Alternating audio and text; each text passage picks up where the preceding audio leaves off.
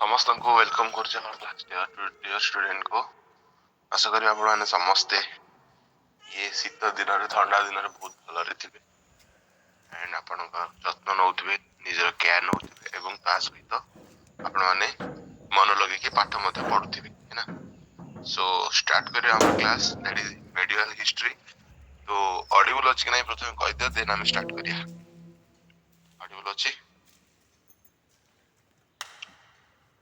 My voice coming guys टिके मते yes thank you कारण मु घरे अछि एंड गाँ गहली रे तो नेटवर्क रो को भले इशू हिता आपण जे समस्त वेलकम जो माने भी अच्छा आपण माने सुभाषिनी संग्राम कृष्णा प्रणति गायत्री सरोज पूजा ओके चित्त रानी पुष्पलता प्रियंका महालक्ष्मी प्रज्ञा सीमा मामाली समस्त वेलकम। बहुत कम पिला आसो बट पढ़िबा हमें कहीं ना काली रात एक्चुअली क्लास नहीं हेलानी एक्चुअली प्रॉब्लम हैला कोन कि बिले मते एते जोर काली मुंडो फुंडो बिंदी की देह खराब हो गला मतलब मु सांगे सांगे कहली 10 मिनिट वेट कर मते लागिला कि नहीं मु 10 मिनिट भीतर रेडी हे जिवि टिके मतलब पढ़ी परिबी बट एते जोर पेन हैला मुंडो कहीं ना एक्चुअली काली आपण माननकु जणा थियो काली मु पूरा एटा तो ऑलरेडी बाजिलानी 7:45 7:30 रो मु काली बाहरी गली जाजपुर ये जो थंडा रे बाइक चली गसी कटक रे पहुंचली एंड कटक रो बुलानी केंद्रापड़ा पुणी केंद्रापड़ा गली सेठी तांकर जो कर्म होतला से दशह कर्म रे जोग देली लंडा भी हेली से जो लुणा नदी रे बुड़ी की कोंदनी मतलब गाधे पाधे पूरा आसिली पुणी एगेन प्लान तांकर रही जाय कथा बट तमान केवल पढ़िया पे कि नाही मते क्लास नवार अछि सेतमे एगेन केंद्रापड़ा रो संध्या रे पुणी मु घर को फेरली कटक ता भीतर आसी पहुंचा जो मुंडो बिंधा मते कोंदनी मतलब दिना हराम हे गला मोर काली मु क्लास नहीं पाली ना गोटे बहुत बड़ा प्रॉब्लम हे गला कोन कि काली क्लास टा नहीं हेलानी मते आज भी बर्तमान पाठ पढ़ी पुणी जीवार अछि आज तांकर 11 कर्म आज भी राति मु क्लास नेबी मु पळी आसीबी जा भी हो वर्षा खरा मेघ पवन ठंडा तो जा भी हो आमे फाइनल पढ़िबा टिके अधिया समय पढ़िबा मु आशा करी समस्त मते आपण आंटी आज समय दियंतु 10टा जाके नले हबनी आज आमे जेमिति हेले अधा मोगल सारिबा ना कोन कहउछंती रेडी तो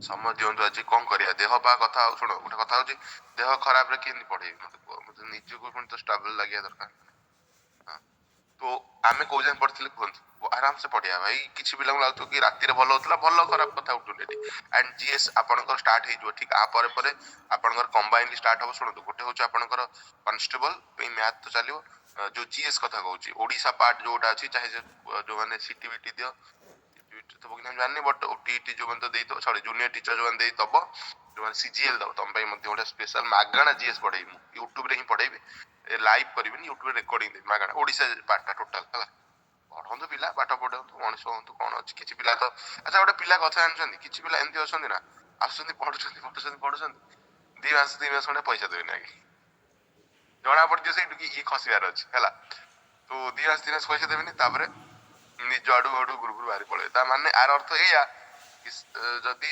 ଆମେ ଯଦି ମାନେ ଆଗେ ପଇସା ନେଇ ପଢାନ୍ତୁ ତା ମାନେ ଠିକ ହୁଅନ୍ତା କିନ୍ତୁ ଇଏ ପିଲା ଏଇଭଳିଆ କରୁଛନ୍ତି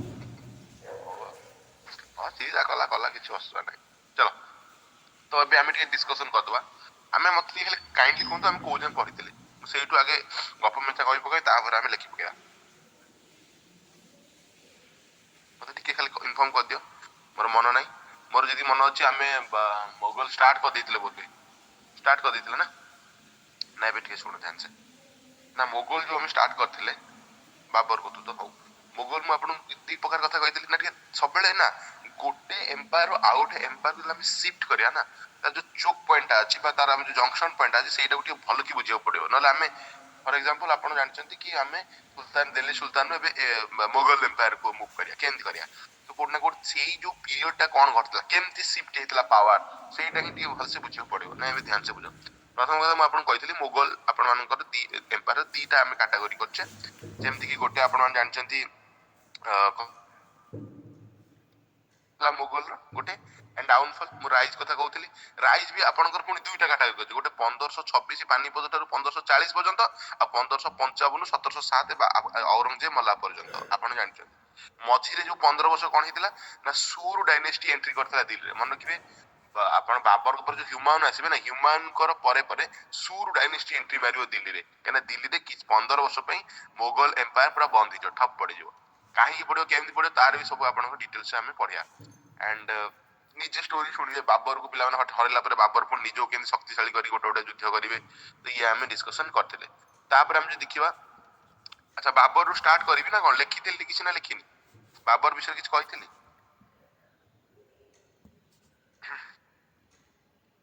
ବାବର ବିଷୟରେ କିଛି କହିଥିଲି? ସରିଥିଲା ବାବର? ଆଚ୍ଛା ନାଇଁ, ବାବର ସରି ନଥିଲା। ବାବର କୋଉଠି ସରିଲା ଏତେ ଶୀଘ୍ର? ନା ସରି ଯାଇଥିଲା? ସରିନି ବାବର। ମୁଁ କଣ କହିଦେଇଛି ଖାନୁଆ ଯୁଦ୍ଧ ସରିନି ପୁରା। ମୁଁ ଯୋଉ ପାନିପତ କଣ କହିଛି, ଖାଲି ନର୍ମାଲ କହିଛି ନା ତା ବିଷୟରେ କଣ ଡିଟେଲ୍ସ ଡିସ୍କସନ କରିଛି? ଡିଟେଲ୍ସ ଡିସ୍କସନ କରିବାକୁ ପଡିବ ଭାଇ, ହେଲା। ହଉ ନା ଏବେ ଶୁଣ ଟିକେ ଧ୍ୟାନ ସେ, ମୁଁ ଟିକେ ଫଟକିନ କହିଦିଏ। ପ୍ରଥମେ ଆମେ ଦେଖିଥିଲେ ଭାଇ, ବାବର ପ୍ରଥମେ କାହାକୁ ମାରିବେ ନା, ଯୋଉ ଲୋଧି ବଂଶର ପିଲାମାନେ ଇବ୍ରାହିମ ଲୋଧିକୁ ମାରିବେ। ଦେଖନ୍ତୁ ବାବର ଯୋଉ 4ଟା ଯୁଦ୍ଧ ଲଢିଲା, ଆପଣ ଜାଣିଛନ୍ତି 1526, 1527, 1528, 1529 ଲଗାତାର। କଣ ତାର ନିମୋନିକ୍ସ ଥିଲା? ପାନ ଖାओ और चाल घर, ना कि पान खाओ और चाल घर, ଏ ତ ଠିକ ତ? ତ ମୁଁ କହିବା କଥା, ଇଏ 4ଟା ଯୁଦ୍ଧ କାହିଁକି ଲଢିଲା, କଣ ଆବଶ୍ୟକତା ଥିଲା?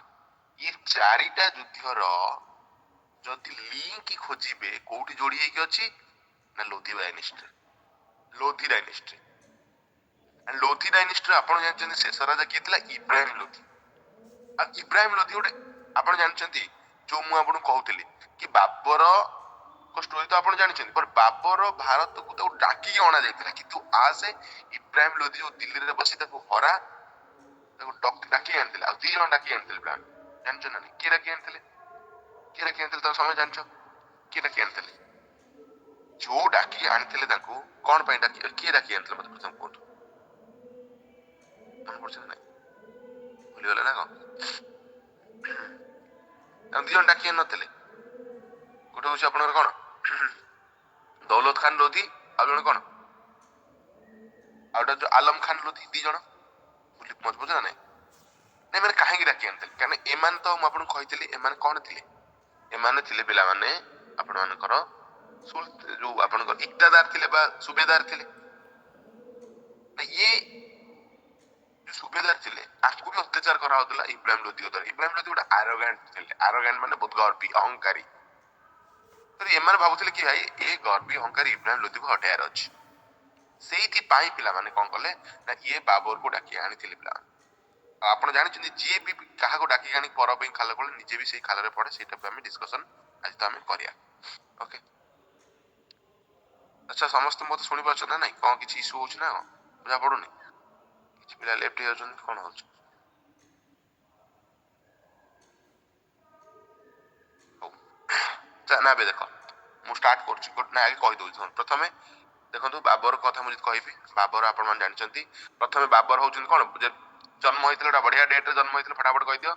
ଫେବୃଆରୀ 14ରେ 1483 ହେଲା, 1483ରେ ଫରଗଣା ଟର୍କିରେ, ଟର୍କି ମାନେ ତୁର୍କମେନିସ୍ତାନ ଯୋଉଟା, ସେଇଟା ବି ଟର୍କିର ଗୋଟେ ପାର୍ଟ ଥିଲା, ହେଲା। ତୁର୍କମେନିସ୍ତାନ ଟର୍କି, ହେଲା, ସେଇ ଯୋଉ ଟର୍କି ବାଲା ନୁହଁ। ତ ଆମେ କହିବା ପିଲାମାନେ ଟର୍କିରେ ଜନ୍ମ ହେଇଥିଲେ। ନା କଥା ହଉଛି ବାପା ତାର ପିଲା ନା, ଆପଣ ଥିଲେ ପିଲାମାନେ, ଆପଣଙ୍କର ବାପା ଆଉ ମା ବୋଥ ସାଇଡ ର ଥିଲେ 2 ଜଣ ମହାନ ଶାସକଙ୍କର ବଂଶଜ ସିଏ ଥିଲା। ଯେମିତି କି ତା ବାପା ପଟୁ ଆସି କୋଉ ପଟୁ ଥିଲା, ଏମାନେ ତୈମୁର ପଟୁ ଥିଲା, ଯୋଉଟେ କ୍ରୁର ଶାସକ ଥିଲା। ଆଉ ତା ବାପା ଥିଲେ ପଞ୍ଚମ ସକ୍ସେସର। ଆଣ୍ଡ ମା ପଟୁ ନାଇଁ, ମା ପଟରୁ ମଙ୍ଗୋଲ ଥିଲା, ମା ପଟରୁ ପିଲାମାନେ ମଙ୍ଗୋଲ ଥିଲା, ମଙ୍ଗୋଲିଆ ବା ଚେଙ୍ଗିଜ ଖାନ ଥିଲା। ମଦର ଜଣେ ତା ମାଙ୍କ ନାଁ ଥିଲା ପିଲାମାନେ କଣ, ଖାନୁମ ଯୋଉ ଥିଲା, ନିଗର ଖାନୁମ। ତ ଇଏ ଥିଲା ପିଲା 14ତମ। ତ ଇଏ ଆମେ ଡିସ୍କସନ କରିଥିଲେ। ନା ମୁଁ ଯଦି କହିଲି ଯେତେବେଳେ ସିଏ ଛୋଟ ହେଇଥିଲେ ବାବର, ତ ବାବର କଣ କହିଲେ ମାନେ ଆପଣଙ୍କର ହଁ ବାବର କଣ କଲେ, ଛୋଟ 11 ବର୍ଷ ବୟସରେ ସେ କଣ କଲେ, ତାଙ୍କ ବାପା ମରିଗଲେ। ଛୋଟ ବୟସରେ ରାଜା ହେଲେ। 2ଟା ଏରିଆରେ ସେ ରାଜା ହେଇଥିଲେ ଏକାଥରକେ, ସମରକନ୍ଦ ଆଉ ଫରଗଣା। ପ୍ରଥମେ ଫରଗଣା, ତାର ଯେହେତୁ ନିଜ ଲୋକ ତାକୁ ହଇରାଣ କରୁଥିଲେ, ଯେତେବେଳେ ସିଏ ସମରକନ୍ଦରେ ରୁଲ କରୁଥିଲେ, ତାହେଲେ ଫରଗଣା ଉପରେ ଆଟାକ ହେଇଯାଉଥିଲା। ଫରଗଣାକୁ ଯାଇକି ସେ କିଛି ମ୍ୟାନେଜ କରିବାକୁ ଚାହୁଁଥିଲେ, ସମରକନ୍ଦ ଉପରେ ଆଟାକ ହେଇଯାଉଥିଲା। ତ ଏଇଭଳିଆ ପ୍ରୋବ୍ଲେମ ଦେଇକି ସେ ଯାଉଥିଲେ। ଫାଇନାଲି ବହୁତ ଜାଗାରୁ ତାଙ୍କୁ ତାଙ୍କ ନିଜ ଲୋକମାନେ ଛଳ କପଟ କରିକି ତାଙ୍କ ରାଜଗାଦିରୁ ହଟେଇ ଦେଇଥିଲେ, କାହିଁକି ଛୋଟ ଛୁଆ ଥିଲେ।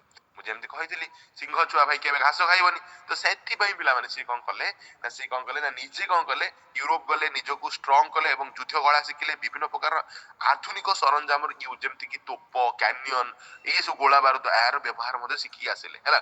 ଆଣ୍ଡ ଶିଖି ଆସିଲା ପରେ ପ୍ଲାନ କଣ ହେଲା, ଆସିଲା ପରେ ସେ ଦେଖିଲେ କି ମତେ କଣ କରିବାର ଅଛି, ମତେ ଯୁଦ୍ଧ ଲଢିବାର ଅଛି।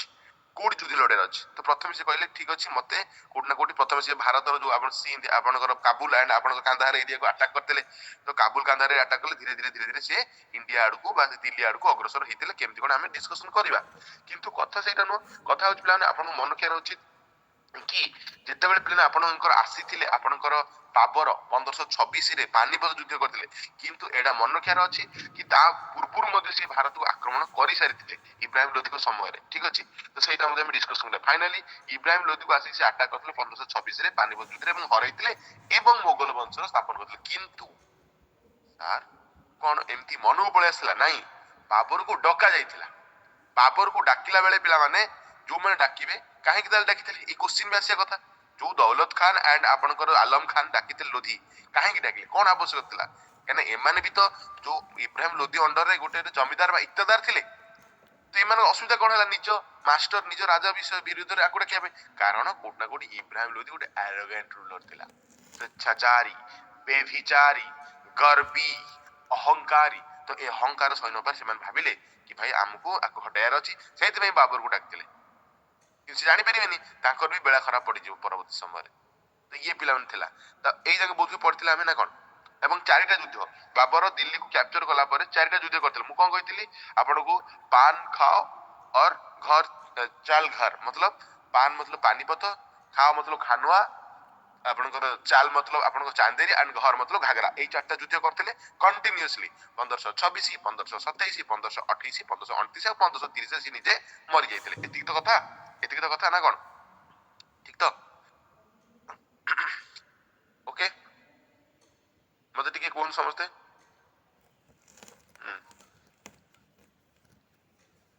ଓକେ, ନା ଏବେ ଧ୍ୟାନ ସେ ଟିକେ ବୁଝ ଟିକେ ମୋ କଥା। ନା ଆପଣ ଯଦି ଦେଖିବେ ବାବର କଣ କଲା ପିଲାମାନେ, ବାବର କଣ କଲା ଯେତେବେଳେ ଆପଣ ମାନଙ୍କର ତା ନାଁ ଫୁଲ ଥିଲା ଜାହିର ଉଦ୍ଦିନ ମହମ୍ମଦ ବାବର। ନା ଏବେ ଟିକେ ଧ୍ୟାନ ସେ ମତେ ଶୁଣ, ମୁଁ ଲେଖେଇଦେବି ଆଗେ ଟିକେ ଗପ ବୁଝ। ବାବର କଣ କଲା ପିଲାମାନେ, ଯେତେବେଳେ ୟୁରୋପ ଫ୍ୟୁରୋପ ଯାଇକି ନିଜକୁ ଶକ୍ତିଶାଳୀ କରିକି ଫେରିଲା 1504ରେ ଆସିକି କାବୁଲ ଆଉ କାନ୍ଦାହାର ଉପରେ ଆଗେ ଆକ୍ରମଣ କଲା। କାବୁଲ କାନ୍ଦାହାର ଆଫଗାନିସ୍ତାନ ସାଇଡରେ, ଆଉ ନିଜ ଅଧୀନକୁ ନେଇଗଲା। ଏବଂ ନେଲା ପରେ ସେ ଯୋଉ କାବୁଲକୁ ସେ କଣ କଲା, ଏବେ ଆଫଗାନିସ୍ତାନ କ୍ୟାପିଟାଲ କାବୁଲକୁ ତାର କ୍ୟାପିଟାଲ କରିଥିଲା। ପିଲାମାନେ ମନେ ରଖିବେ ବାବର ନା କାବୁଲ ସହରକୁ ବହୁତ ଭଲ ପାଉଥିଲେ, ବହୁତ ଭଲ ପାଉଥିଲେ। କାରଣ କାବୁଲ ସହର ତାଙ୍କୁ ବହୁତ କିଛି ଦେଇଥିଲା। ଯେତେବେଳେ ସେ ଅସହାୟ ହେଇ ବୁଲୁଥିଲେ, ଯେତେବେଳେ ନିଜ ଲୋକଙ୍କ ଦ୍ୱାରା ତାଙ୍କୁ ଧୋକା ମିଳିଥିଲା, ତ ସେତେବେଳେ ସେ କାବୁଲକୁ ଜିତିକି କାବୁଲରେ ହିଁ ନିଜକୁ ସ୍ଥାପିତ କରିପାରିଥିଲେ। କାରଣ କାବୁଲକୁ ସେତେବେଳେ ସେ ବହୁତ ଭଲ ପାଉଥିଲେ। ଏବଂ ଆପଣ ଶୁଣିବେ ବାବର ନାମ ଆମେ ଆଗକୁ ପଢିବା, ସେଥିରେ ଲେଖା ହେଇଥିଲା କି ମୁଁ ମଲା ପରେ ମୋର ଶବକୁ କାବୁଲରେ ହିଁ କବର ଦିଆଯିବ। କିନ୍ତୁ ତା ଶବକୁ କବର କୋଉଠି ଦିଆଯିବ? ଆଗ୍ରା ଦିଆଯିବ, ଆମେ ପଢିବା ଆଗକୁ। କିନ୍ତୁ ଆକବର ଯେତେବେଳେ କଥା ଜାଣିବେ ପଢିକି ଆରେ ମୋ ପୂର୍ବଜ ଏହା କହିଯାଇଥିଲେ, ତ ତୁରନ୍ତ ରାତାରାତି ଖୋଳିକି ନେଇ ପୁଣି କାବୁଲରେ ରଖିବେ, ସେଟା ଆମେ ପଢିବା। ତ ବହୁତ ଭଲ ପାଉଥିଲେ କାବୁଲକୁ ସେ, ହେଲା। ତେଣୁକରି ପିଲାମାନେ ସେ କାବୁଲରେ ରହିଥିଲେ। କିନ୍ତୁ 1507ରେ କଣ ହେଲା ପିଲାମାନେ, ବାବର କଣ କଲେ, ଧୀରେ ଧୀରେ ପାୱାର ବଢିଲା, ନିଜକୁ କଣ କଲେ କହିଲେ ମୁଁ ହଉଛି ବାଦଶାହ, ନିଜକୁ ବାଦଶାହ ବା ଏମ୍ପରର ଭାବରେ ନିଜକୁ ଅଭିଘୋଷିତ କଲେ, ହେଲା। ତ କଣ ହେଲା ପିଲାମାନେ, ତାପରେ ଫାଇନାଲି ଆପଣ ଜାଣିଛନ୍ତି ବାବର 1526ରେ ଭାରତକୁ ଆକ୍ରମଣ କରିବା ଅନେକ ପୂର୍ବରୁ, यानी 1519ରେ ଯେତେବେଳେ ଇବ୍ରାହିମ ଲୋଧି ପିଲାମାନେ ଆପଣଙ୍କର ରାଜଗାଦିରେ ଥିଲେ ଦିଲ୍ଲୀର, ସେ 1519ରେ ପ୍ରଥମ ଆଟାକ କରିଥିଲେ ଭାରତ ଉପରେ। ଆଣ୍ଡ ସେଇଟା ପିଲାମାନେ କୋଉଠି ଥିଲା, ମୁଁ ଆପଣଙ୍କୁ କହିଥିଲି N1, କିଏ କହିପାରିବ କୋଉଠି ଥିଲା? ବାଜୁର ମାନଙ୍କୁ ଆକ୍ରମଣ କରିଥିଲେ, ଯୋଉଟା କି ୟୁସୁଫ ଜାଇ ଟ୍ରାଇବ, ଯୋଉଟା କି ବେହେରଗଡ଼ ଫୋର୍ଟ ଉପରେ, ମନେ ପଡୁଛନ୍ତି ନାଇଁ? ସେଇ ମତଲବ ସେଇ ସିନ୍ଧ ଫିନ୍ଧ ଏରିଆ ଅଞ୍ଚଳରେ, ସେପଟେ ପାକିସ୍ତାନ ପଟେ ଏବେ ଯୋଉଟା ଅଛି, ପ୍ରଥମ ଆଟାକ ବାବର କରିଥିଲେ ପିଲା କଣ 1519ରେ ଭାରତକୁ, ମନେ ରଖିଥିବେ। ଯୋଉଟା କି ବେହେରଗଡ଼ ଫୋର୍ଟ ଗୋଟା ଥିଲା ଏବଂ ସେଠି ପିଲାମାନେ ବାଜୁର ମାନେ ରହୁଥିଲେ, ଯୋଉମାନେ କି ୟୁସୁଫ ଜାଇ ଟ୍ରାଇବ, ଗୋଟେ ଟ୍ରାଇବ ରହୁଥିଲେ ଏବଂ ତାକୁ ଜିତି ଯାଇଥିଲେ ପିଲାମାନେ। କାହିଁକି ଜିତି ଯାଇଥିଲେ? କାରଣ ମୁଁ ଆପଣଙ୍କୁ କହିଛି ବାବର ଏମିତି ଗୋଟେ ଲୋକ ଥିଲା ଯେ କି ଆଧୁନିକ ହାତ ହତିଆର ୟୁଜ କରୁଥିଲା, କ୍ୟାନନ ତୋପ ଏଇଠି ବି ୟୁଜ କରୁଥିଲା, ମାତ୍ର ଟେଲର ଦେଖେଇଥିଲା। କିନ୍ତୁ ପ୍ରକୃତରେ ତୋପର ବ୍ୟବହାରକୁ ସେ ଦେଖେଇବ କୋଉଠି? ପାନିପତ ଯୁଦ୍ଧରେ। କିନ୍ତୁ ଟିକେ ନା ଟ୍ରେଲର ଦେଖେଇଥିଲା, ଆମେ କହିପାରିବା 1519ରେ ଯୋଉ ବେହେରଗଡ଼ ଫୋର୍ଟ ଉପରେ ଆଟାକ କରିଥିଲା ଏବଂ ନିଜକୁ ମତଲବ ସେ ସଷ୍ଟେନ କରିପାରିଥିଲା, ସେଠି ସେ ଅକ୍ତିଆର କରିନେଇଥିଲା ବେହେରଗଡ଼ ଫୋର୍ଟକୁ। କାହିଁକି? କାରଣ କ୍ୟାନନ ଏକ୍ସପ୍ଲୋସିଭ ଏ ସବୁ ସେ ଗୋଳା ବାରୁଦ ତୋପ ଏ ସବୁ ବ୍ୟବହାର ମଧ୍ୟ ସେଠି କରିଥିଲା। ଏବଂ ଖାଲି ସେତିକି ନୁହଁ, ତାପରେ 1519 ପରେ 1520ରୁ 1521 ଏଇ 1.5 ବର୍ଷ 2 ବର୍ଷ ଭିତରେ ସେ ପିଲାମାନେ ଭାରତକୁ 3 ଥର ବି ଆହୁରି ଆକ୍ରମଣ କରିଥିଲା। ମାନେ ସେଇ ସିନ୍ଧ କାଶ୍ମୀର ସେଇ ଏରିଆ, ଦିଲ୍ଲୀ ଯାକେ ଆସିପାରି ନଥିଲା। କାହିଁକିନା ଦିଲ୍ଲୀକୁ ଆସିବାକୁ ହେଲେ ତାକୁ ଇବ୍ରାହିମ ଲୋଧି ସହିତ ଫାଇଟ୍ କରିବାକୁ ପଡିବ। ଆଉ ଇବ୍ରାହିମ ଲୋଧି ପିଲାମାନେ ବହୁତ ଶକ୍ତିଶାଳୀ ବି ଥିଲେ, ତାର ବହୁତ ଆର୍ମି ଥିଲା, ମାତ୍ର 12,000 ଆର୍ମି କାହାର ଥିଲା? ବାବରଙ୍କର ଥିଲା। କିନ୍ତୁ ଇବ୍ରାହିମ ଲୋଧିଙ୍କର 15 ଲକ୍ଷ ଉପରେ ଥିଲା। ତେଣୁ କୋଉଠି ନା କୋଉଠି ସେଇଭଳି ଷ୍ଟ୍ରାଟେଜି ନ ମରିଲେ ଥୋଡ଼ି ନା ସେ ଦିଲ୍ଲୀ ଉପରକୁ ଆସି ଆକ୍ରମଣ କରିଦବ, ଭୟ ଛେଚିଦବ ଇବ୍ରାହିମ ଲୋଧି। ତେଣୁକରି ପ୍ରଥମେ ସେ ଗୋଟେ କଡରୁ, ଯେମିତି ଆପଣ ମାନେ ଗରମ ଭାତ ଦିଆହେଲେ ଗୋଟେ କଡରୁ ସାଇଡ କରି ଧୀରେ ଧୀରେ ଖାଇ ଖାଇ ମଝିକୁ ଯାଆନ୍ତି, ଇଏ ସେମିତି ଧୀରେ ଧୀରେ ଆସୁଛି। କାହିଁକି ନା 1519ରେ ସେ ପିଲାମାନେ ଆପଣଙ୍କର ଆଟାକ କରିଥିଲା ବେହେରଗଡ ଉପରେ, ତାପରେ ପୁଣି ଏଗେନ୍ 1520-21 ଭିତରେ 3 ଥର ଆଟାକ କରିଛି ପିଲାମାନେ ସିନ୍ଧ ଆଉ କାଶ୍ମୀର ଉପରେ, ହଁ ନା ନାଇଁ? ସେତେବେଳେ ଦିଲ୍ଲୀରେ ଆରାମ ସେ ଇବ୍ରାହିମ ଲୋଧି କଣ କରୁଥାଏ? ରୁଲ କରୁଥାଏ। କାହିଁକିନା ଇବ୍ରାହିମ ଲୋଧି ତ 1570ରୁ 1526 ପର୍ଯ୍ୟନ୍ତ ରହିବ। ତାପରେ କଣ ହେଲା ଶୁଣ ପିଲାମାନେ, ତାପରେ କଣ ହେଲା, ଏଇ ସମୟରେ କଣ ହେଇଥାଏ ନା ଦିଲ୍ଲୀରେ ଯୋଉ ଇବ୍ରାହିମ ଲୋଧି ଥାଏ, ଏତେ ସ୍ୱେଚ୍ଛାଚାରୀ, ଏତେ ଗର୍ବୀ, ଏତେ ଅହଙ୍କାରୀ ହେଇଥାଏ, ଆର ଶାସନରେ ଲୋକମାନେ ବି ଅତିଷ୍ଠ, ଏବଂ ସବୁଠାରୁ ଇମ୍ପୋର୍ଟାଣ୍ଟ ତାର ନିଜର ଯୋଉ କଲିଗ୍ସ ମାନେ ଥିଲେ, ନିଜର ଯୋଉ ନୋବେଲ୍ସ ମାନେ ଥିଲେ, ଯୋଉ ସୁବେଦାର ମାନେ ଥିଲେ, ଯାହାକୁ ଯୋଉ ଏରିଆ ଦାୟିତ୍ୱ ଦେଇଥିଲା, ତାଙ୍କ ଉପରେ ଅତ୍ୟାଚାର କରୁଥିଲା ଇଏ। ସେଥିପାଇଁ ପିଲାମାନେ ତା ବିରୋଧରେ କୋଉଠି ନା କୋଉଠି ଗୋଟେ ବିରୋଧୀ ଜନମତ ସୃଷ୍ଟି ହେଇଥିଲା ଇବ୍ରାହିମ ଲୋଧିଙ୍କ ଭିତରେ। ସେଇଥିପାଇଁ ତ ଦିଲ୍ଲୀରେ ଯୋଉ ସୁବେଦାର ଥିଲେ, କାହିଁକିନା ଦିଲ୍ଲୀରେ ତ ସେମାନେ ଶାସନ କରୁଥିଲେ, ଦିଲ୍ଲୀରେ ଯୋଉ ଆମର ଇବ୍ରାହିମ ଲୋଧି ଆଗ୍ରାରେ ଶାସନ କରୁଥିଲେ, କାହିଁକିନା ଆଗ୍ରାକୁ କ୍ୟାପିଟାଲ ସିଫ୍ଟ କରାଯାଇଥିଲା। ତ ଦିଲ୍ଲୀରେ ଜଣେ ଥିଲେ ଆପଣଙ୍କର ସୁବେଦାର, ଯାହାର ନାଁ ପିଲାମାନେ ଥିଲା ଆପଣଙ୍କର ଆଲମ ଖାନ ଲୋଧି, ଏବଂ ଆପଣଙ୍କର ପଞ୍ଜାବରେ ଜଣେ ସୁବେଦାର ଥିଲେ ଦୌଲତ ଖାନ ଲୋଧି। ଏମାନଙ୍କ ଉପରେ ଇବ୍ରାହିମ ଲୋଧି ଏତେ ବି ମତଲବ ଟର୍ଚର କରିଥିଲା ଯେ, ତ ଏମାନେ କହିଲେ କି ନାହିଁ यार ये इब्राहिम लोधी को कुछ करना पड़ेगा, मतलब आ विरोध में किसी एक्शन न पड़े। केमती नो एक्शन हम तो नहीं पारिबानी, इब्राहिम लोधी तो बहुत आर्मी अच्छी, बहुत पावरफुल, बहुत शक्तिशाली, तो आम कौन कर परिबा? से देखिले अरे सेपट पटु तो बाबर बेल किए जड़े बारंबार अटैक कर इंडिया को प्रवेश करने चाहूची, से तो 1519 आक्रमण करथिला बेहरगढ़ ऊपर, 1520-21 तीन थर आक्रमण सिंध एंड हम कहबे काश्मीर ऊपर अटैक करनी, आमे ता पाखु जिबा कि ताकू जाई टिके रिक्वेस्ट करिया कि देखो एमती एमती बाबर जो हमर इब्राहिम लोधी हमको हैरान करछि, तमे ताकू टिके आसी हराओ। तो सेही कथा चिंता कले, एवं ये जो दौलत खान एंड आलम खान लोधी, ये दी जण पिला माने, ए आलम खान लोधी किए थिला? ता अंकल थिला पिला माने, का अंकल? आ जो आपण इब्राहिम लोधी रो अंकल थिला हैला, ताको रिलेटिव। ये दी जण जाको से दौलत खान लोधी होतो कि आलम खान लोधी होतो, ताको रिलेटिव थिले एंड बड़ थिले बयस रे इब्राहिम लोधी। એટલે ବଡ ମାନଙ୍କୁ ଅସମ୍ମାନ କରାଯାଉଛି ସାନ ମାନଙ୍କ ଦ୍ୱାରା। ଯଦିଓ ସିଏ ରାଜା, ଇବ୍ରାହିମ ଲୋଧି ଯଦିଓ ରାଜା, କିନ୍ତୁ ଫିର ବି ମୁଁ ଯଦି ଆଜି କଣ ଗୋଟେ ବଡ ପୋଷ୍ଟକୁ ପଳେଇବି, ତା ମାନେ କଣ ବାପା ମାଙ୍କୁ ଅସମ୍ମାନ କରିବି ନା କଣ? ତ ମୁଁ ପୋଷ୍ଟ ସେମିତି କିଏ ଅସମ୍ମାନ କରୁଥିଲେ, ତ ସେଥିପାଇଁ ଏମାନେ ଗଲେ କୋଉଠି, ଏ ଦି ଜଣ ଲୋଧି यानी आलम खान एंड दौलत खान ଯାଇକି ବାବର ପାଖରେ ପହଞ୍ଚିଲେ ଏବଂ କହିଲେ ବାବର ବାବୁ ଦେଖ, ତମେ ଭାରତକୁ ଆକ୍ରମଣ କରିବାକୁ ଚାହୁଁଛ ଦିଲ୍ଲୀ ଉପରକୁ? ବିଲକୁଲ କରିବାକୁ ଚାହୁଁଛି, ମୁଁ ତ ଚାହୁଁଛି ସେଇଆ। ନା ଆପଣ ଆଟାକ କରିବାକୁ ଆସନ୍ତୁ ଆମର ବାବା ଇବ୍ରାହିମ ଲୋଧି ଉପରେ, ଦିଲ୍ଲୀ ଉପରେ ଆକ୍ରମଣ କରନ୍ତୁ। ସେ ତ ଆଗ୍ରା ରହୁଛି, ବଟ ଆପଣ ଦିଲ୍ଲୀ ଉପରେ ଆକ୍ରମଣ କରନ୍ତୁ। ବାବର ଖୁସି ହେଇଗଲା, କହିଲା ବିଲକୁଲ ମୁଁ ଆକ୍ରମଣ କରିବି। କିନ୍ତୁ କିନ୍ତୁ ପିଲାମାନେ, ଆପଣଙ୍କୁ ମୁଁ କହି ରଖିଥିଲି ପିଲାମାନେ, 1517ରେ ମଧ୍ୟ ପିଲାମାନେ ବେଟଲ ଅଫ ଘାଟୋଳି ମଧ୍ୟ ଗୋଟେ ହେଇଥିଲା। ଟିକେ ଖାଲି ମନେ ପକାନ୍ତୁ, କାହା କାହା ଭିତରେ? ଇବ୍ରାହିମ ଲୋଧି ଆଉ ରାଣା ସାଙ୍ଗା ଭିତରେ ହେଇଥିଲା। ମନେ ପଡୁଛି? ମୁଁ ଲେଖେଇ ଦେଇଥିଲି 1517ରେ, ମନେ ଅଛି? ମନେ ଅଛି? ଯୋଉଥିରେ କି ପିଲାମାନେ ରାଣା ସାଙ୍ଗା ଜିତିଥିଲା, କିନ୍ତୁ ଫିର ବି କିଛି କରିନଥିଲା କାହାର? ଇବ୍ରାହିମ ଲୋଧିର। ଇବ୍ରାହିମ ଲୋଧି ଆରାମସେ କଣ କରୁଥିଲା? ଇବ୍ରାହିମ ଲୋଧି ଆରାମସେ ତାର ଶାସନ କରୁଥିଲା। ମନେ ପଡୁଛି? ଖାଲି ଏତିକି ମନେ ରଖିଥାନ୍ତୁ, ଟିକେ ଟିକେ ମନେ ରଖିଥାନ୍ତୁ, କାହିଁକିନା ଏଇଟା ଆଗକୁ ଯାଇକି କାମ ଦବ। ମୋ କଥା ବୁଝିପାରୁଛନ୍ତି ନା ନାଇଁ? ମୁଁ ଆପଣଙ୍କୁ ଡାକିଛି ନ ଡାକିଛି ଡାକିଦେବି, ଖାଲି ଏତିକି ମନେ ରଖନ୍ତୁ।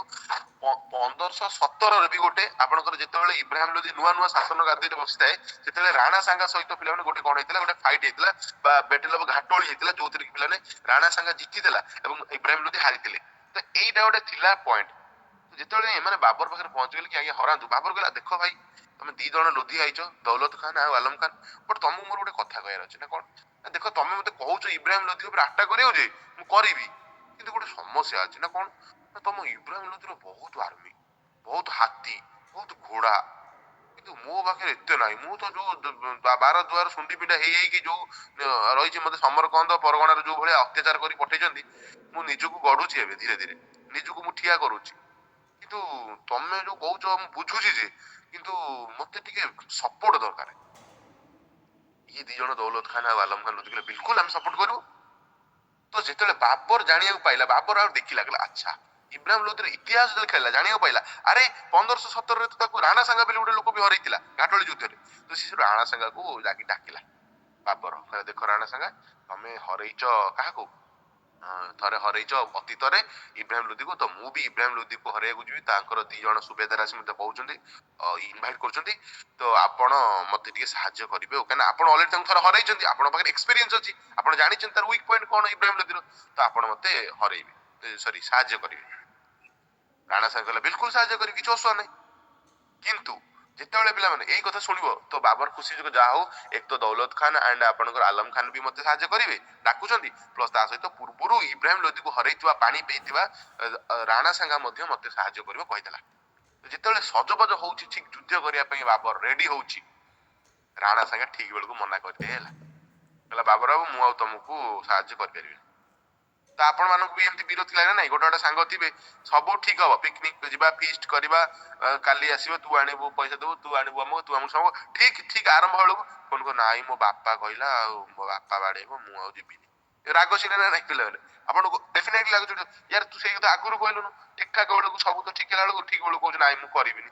ଏମିତି ତ ନିଶ୍ଚିତ ଗୋଟେ ସାଙ୍ଗ ଥିବେ କିଏ ଅଛନ୍ତି ଆପଣଙ୍କ ଭିତରେ ଡେଫିନେଟଲି ଥିବେ ଯୋଉଟା କି କୌଣସି ପ୍ଲାନ ପ୍ରୋଗ୍ରାମ ବେଳକୁ ଠିକ ମନା କରିଦେବେ ତ ଇଏ ବି ସେଇ ହିଁ କାମ କଲା ତ ଏଥିରେ ବାବର ଆହୁରି ରାଗିଗଲା ତୁ ଗୋଟେ କହିଲୁ ମତେ ଠିକ ବେଳକୁ ମନା କରିଦଉଛୁ ନା ହଉ ମୁଁ ଆଗେ ସେ ଇବ୍ରାହିମ ଲୋଧି ହରେଇ ସାରେ ରାଣା ସାଙ୍ଗା ମୁଁ ତୋ କଥା ବୁଝିବି ତୁ ବ୍ୟସ୍ତ ନା ସେଇଥିପାଇଁ ତ ଆପଣ 3 ନମ୍ବର ଯୁଦ୍ଧ 4ଟା ଯୁଦ୍ଧରୁ 3 ନମ୍ବର ଯୁଦ୍ଧଟା ମନେ ଅଛି ନା ନାଇଁ 3 ନମ୍ବର ଯୁଦ୍ଧଟା ଆପଣ ମନେ ଅଛି ନା ନାଇଁ ଆରେ ସମସ୍ତେ ଅଛନ୍ତି ତ ଶୋଇ ପଡିଲେନି ନା କଣ ସକାଳୁ ସକାଳୁ 3 ନମ୍ବର ଯୁଦ୍ଧଟା ଯୋଉଟା ବାବର ଯୋଉ 4ଟା ଲଢିବ 26 27 28 29 ଯୁଦ୍ଧଟା ଯୋଉଟା ହେଇଥିଲା ସେଇଟା ତ ରାଣା ସାଙ୍ଗକୁ ତ ତା କୁଟିବ ପକେଇ କାହିଁକି ରାଗ ଥିବ ତୁ ମତେ ଯେତେବେଳେ କହିକିନା ମନା କରିଥିଲୁ ବୁଝିପାରୁଛନ୍ତି ନା ନାଇଁ ମୋ କଥା କ୍ଲିୟର ବୁଝିପାରୁଛନ୍ତି ଲିଙ୍କ କରିପାରୁଛନ୍ତି ନା ନାଇଁ ହଁ ଆମେ ଆଗକୁ ପଢିବା ବାକି ମାନେ ଲିଙ୍କ କରିପାରୁଛନ୍ତି ନା କଣ ହେଲା କୋଉଠି ସମସ୍ତେ ଶୋଇପଇଲ ନା କଣ ଟିକେ କମେଣ୍ଟ କଲେ ସମସ୍ତେ ବୁଝିପାରୁଛନ୍ତି ମୁଁ କଣ କହୁଛି ମୋ କଥା ବୁଝା ପଡିବା ଦରକାର ଏଇଟା ପିଲାମାନେ ପ୍ରୋବ୍ଲେମ ହୁଏ ପିଲାଙ୍କୁ କି ବୁଝିବା ପାଇଁ କି କଣ କୋଉଟା କିଏ ଗଲା କୁଆଡେ ଲିଙ୍କ କରିପାରନ୍ତିନି ଗୋଟେ ରିଲେସନ କୁ କନେକ୍ଟ କରିପାରନ୍ତିନି ଡଟ୍ କୁ କନେକ୍ଟ କରିବାର ଅଛି ବୁଝନ୍ତୁ ଏଗେନ ତ କଣ ହେଲା ପିଲାମାନେ ଯେତେବେଳେ ପିଲାମାନେ ଆପଣଙ୍କର ଏଇଭଳି ହେଲା ତ ଠିକ ଅଛି ତ ରାବର ଖାଲି ଠିକ ଅଛି ମୋ ପାଖରେ ତ ତୋପ ଅଛି ଆଉ ରାଣା ସାଙ୍ଗା ମନା କରିଦେଲା ହଉ ରାଣା ସାଙ୍ଗା ମୁଁ ତୋ କଥା ପରେ ବୁଝୁଛି ତୁ ବ୍ୟସ୍ତ ହୋନା ରହ ତୋ କଥା ମୁଁ ପରେ ବୁଝି ପାଇ ତତେ ମୁଁ ଏବେ କିଛି କହୁନି ଠିକ ଅଛି ତ ଏଇଭଳିଆ ଭିତରେ ଫାଇନାଲି ପ୍ଲାନ କଣ ହେଲା ଆପଣଙ୍କର ପାନିପତ ଯୁଦ୍ଧ ଆରମ୍ଭ ହେଇଥିଲା ପାନିପତ ଯୁଦ୍ଧରେ ପିଲାମାନେ ବାବର କଣ କଲା ପିଲାମାନେ ଏମିତି ପିଲାମାନେ ସୈନ୍ୟ ସାମନ୍ତ ବିଛେଇଲା ଯୋଉଠି ପିଲାମାନେ କଣ କଲା ପାଗଳ କରିଦେଲା ପିଲାମାନେ ଜାଣି ପାଇଲାନି ପିଲାମାନେ ଇବ୍ରାହିମ ଲୋଧି କାହିଁ କେମିତି ମୁଁ ଟିକେ ସ୍କ୍ରିନଶଟ ସେୟାର କରିକି ଆପଣଙ୍କୁ ବତେଇ ଦଉଛି କେମିତି କଣ ଆପଣ ମାନଙ୍କର ହବ ନା ଏବେ ଟିକେ ମୁଁ ଧ୍ୟାନ ସେ ଦେଖଉଛି ରୁହନ୍ତୁ ଟିକେ ଖାଲି ବୁଝେ ଲେଖେଇବି ବଟ୍ ଟିକେ ବୁଝନ୍ତୁ ତାର ଷ୍ଟ୍ରାଟେଜିଟା ବୁଝନ୍ତୁ ମଜା ଆସିବ ପିଲାମାନେ